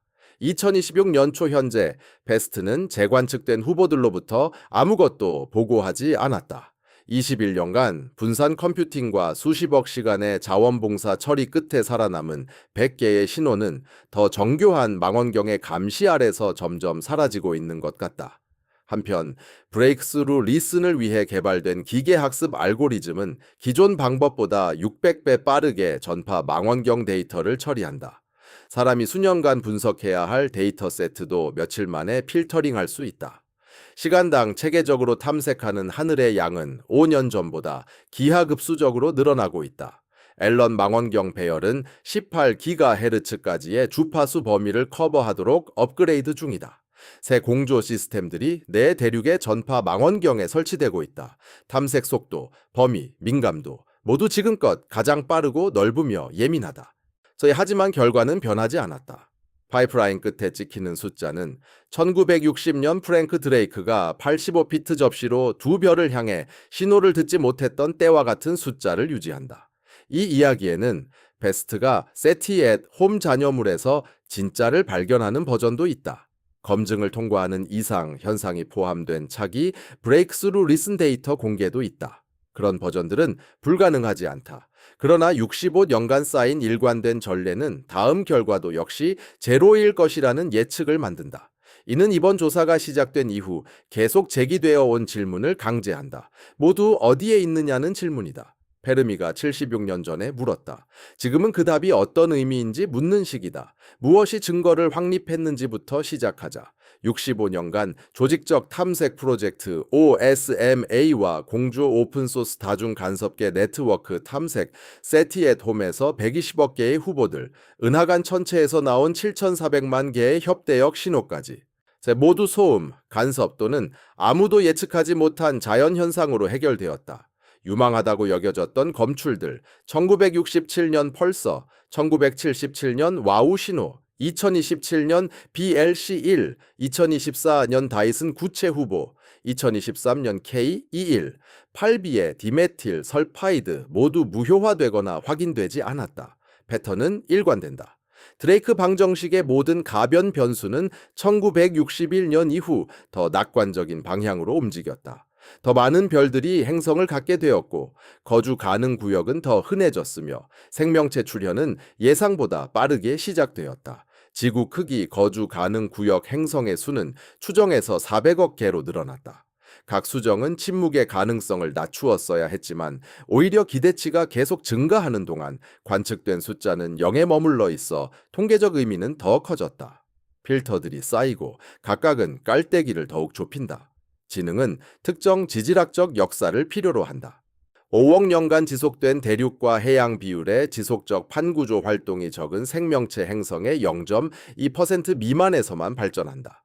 기술에 도달한 문명들은 최초의 무선 송신 이후 200년 이내에 인공지능을 마주한다. 인공지능을 견뎌낸 문명들은 500년에서 1000년 내에 돌이킬 수 없는 인구 붕괴를 맞는다. 번식률이 대체 수준 이하로 떨어지고 인구가 회복 불가능하게 노령화되기 때문이다. 어떤 문명이 전파거리까지 강력한 전자기 신호를 생산하는 검출창은 우주적 역사가 136억 년인 가운데 단 100년에 불과할 수 있다. 100년의 검출창은 미시간 호수에 떨어지는 한 방울의 물방울과 같다. 망원경들은 계속 파괴되고 있다. 우리번은 붕괴됐고 재건되지 않았다. 비기어는 골프장 조성으로 철거되었다. 앨런 망원경 배열은 연간 150만 달러, 즉 펜타곤 지출의 약 2분에 해당하는 비용으로 퇴역했으며 의회는 나사의 세티 프로그램을 2차례 폐기했다. 우리가 믿었던 생체 신호들은 기대보다 신뢰도가 낮았던 것으로 드러났다. 산소는 생명체 없이도 나타나고 디메틸 설파이드는 통계적 신뢰도 없이 출현한다. 1999년 러시아 천문학자 알렉산더 지츠브는 크림반도의 예브 피토리아 행성 레이더를 이용해 근처 별계로 목표 메시지를 방송했지만 어떤 국제기구와도 상의하지 않았다. 국제우주비행학회는 가이드라인을 제공하지만 자발적이고 강제성은 없다. 충분히 강력한 송신기를 가진 누구든지 우주에 인류의 존재를 알릴 수 있으며 답이 돌아올 때까지는 듣고 있는지조차 모른다. 빛의 속도로 수십 년 또는 수백 년 후에 답이 도착한다. 이 조사는 결론으로 끝나지 않고 측정으로 끝난다. 우주는 136억 년 넘게 존재했고 수백억 개의 별들이 적어도 한 행성에 존재한다. 생명은 거의 즉시 시작되어 결국 전파 망원경을 만들고 모두 어디에 있느냐고 묻는 종족을 낳았다. 침묵은 정보다. 미생물에서 우주 문명으로의 여정이 너무 어렵거나 불가능하거나 너무 짧아 136억 6천만 년 동안 한 번도 완성되거나 충분히 오래 지속되어 흔적을 남기지 못했기 때문이다. 이것은 철학이 아니다. 데이터가 말하는 것이고 마지막으로 불편한 결론에 이른다. 지구는 약 100년간 방송을 해왔다. 대기를 벗어날 만큼 강력한 최초의 전파 신호는 1920년대 초에 등장했다. 중반 20세기 군사 레이더는 약 10에 14제곱와트 방향성 신호를 방출하며 지금까지 이 행성에서 만들어진 것 중 가장 큰 소음을 냈습니다. 이 신호들은 현재 약 100광년 너비의 구체 형태로 빛의 속도로 퍼져나가며 약 15,000개 별을 포함하고 있습니다. 적절한 시대에 초록 은하급 망원경 100m 크기를 가진 문명이 우리 별을 향해 조준한다면 우리를 감지할 수 있을지도 모릅니다. 그러나 지구는 이미 점점 조용해지고 있습니다. 방송 텔레비전에서 스트리밍으로, 아날로그 라디오에서 디지털 압축으로, 전방향 레이더에서 위상 배열로, 공개 신호에서 잡음처럼 보이는 암호화로의 변화가 계속되면서 그 흔적은 해마다 줄어들고 있습니다. 수천 년 앞선 문명은 강한 빔 레이저나 광섬유 또는 우리가 상상하지 못하는 어떤 방법으로 소통할지도 모릅니다. 그들의 신호는 배경 속에 사라지고 보이지 않게 됩니다. 효율성 자체가 침묵을 만들어냅니다. 만약 가레스의 모형이 맞다면 최초 라디오 이후 인공지능이 문명을 소모하는 데 걸리는 시간은 200년입니다. 지구는 이미 127년 차에 접어들었습니다. 두개니 인구 감소에 대해 맞다면 그 시간은 500년 또는 1000년으로 늘어날 수 있습니다. 은하 전체가 136억 년 된 데서 1000년간 탐지 가능하다는 관대한 가정을 해보면 이는 1대 1360만의 비율입니다. 또 다른 문명이 우리를 알아차리기 위해서는 같은 시기에 이 거리 내에서 우리 쪽으로 향하는 장비를 갖추고 적절한 주파수로 맞춘 상태여야 합니다. 우리도 그들에게서 같은 조건이 필요합니다. 두 문명이 공간과 시간 모두에서 겹칠 확률은 0이 아니지만 그것이 충분히 낮기 때문에 침묵을 설명하는 데 충분합니다. 대륙 크기만 한 숲속에서 깜박이는 두 개의 반딧불이와 같습니다. 각각의 깜박임은 몇 분의 1초 동안 지속됩니다. 각 반딧불이는 실제 존재하며 서로 10만 년의 차이로 지나쳐서 서로 존재했음을 알지 못할 수도 있습니다. 2025년 7월 앨런 망원경 배열은 태양계 내에서 세 번째 확인된 성간 물체를 추적했습니다. 7시간 4분 동안 관측했고 7,400만 개의 좁은 대역 신호를 기록했으며 필터링 후 211개의 후보를 선별했습니다. 모두 지구의 어느 곳에서 왔으며 또 다른 별 주변에서 왔을 가능성이 높습니다. 지금 이 순간 어떤 기기가 지난주 우리 태양계를 스캔했고 같은 것을 발견했을지도 모릅니다. 그러나 아무것도 발견되지 않았습니다.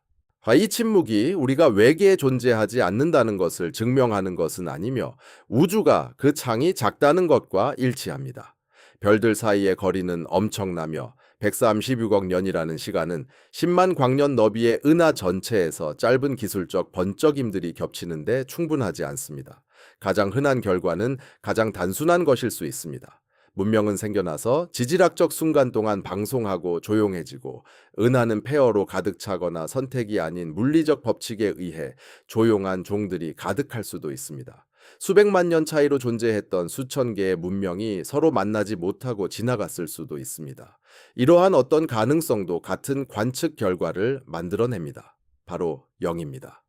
빠른 속도로 계속 듣고 있는 구위주에서 제임스 웹 우주 망원경은 여전히 외계 행성 대기를 분석 중이며 브레이크스루 리스는 5년 전보다 600배 빠르게 데이터를 처리하고 있습니다.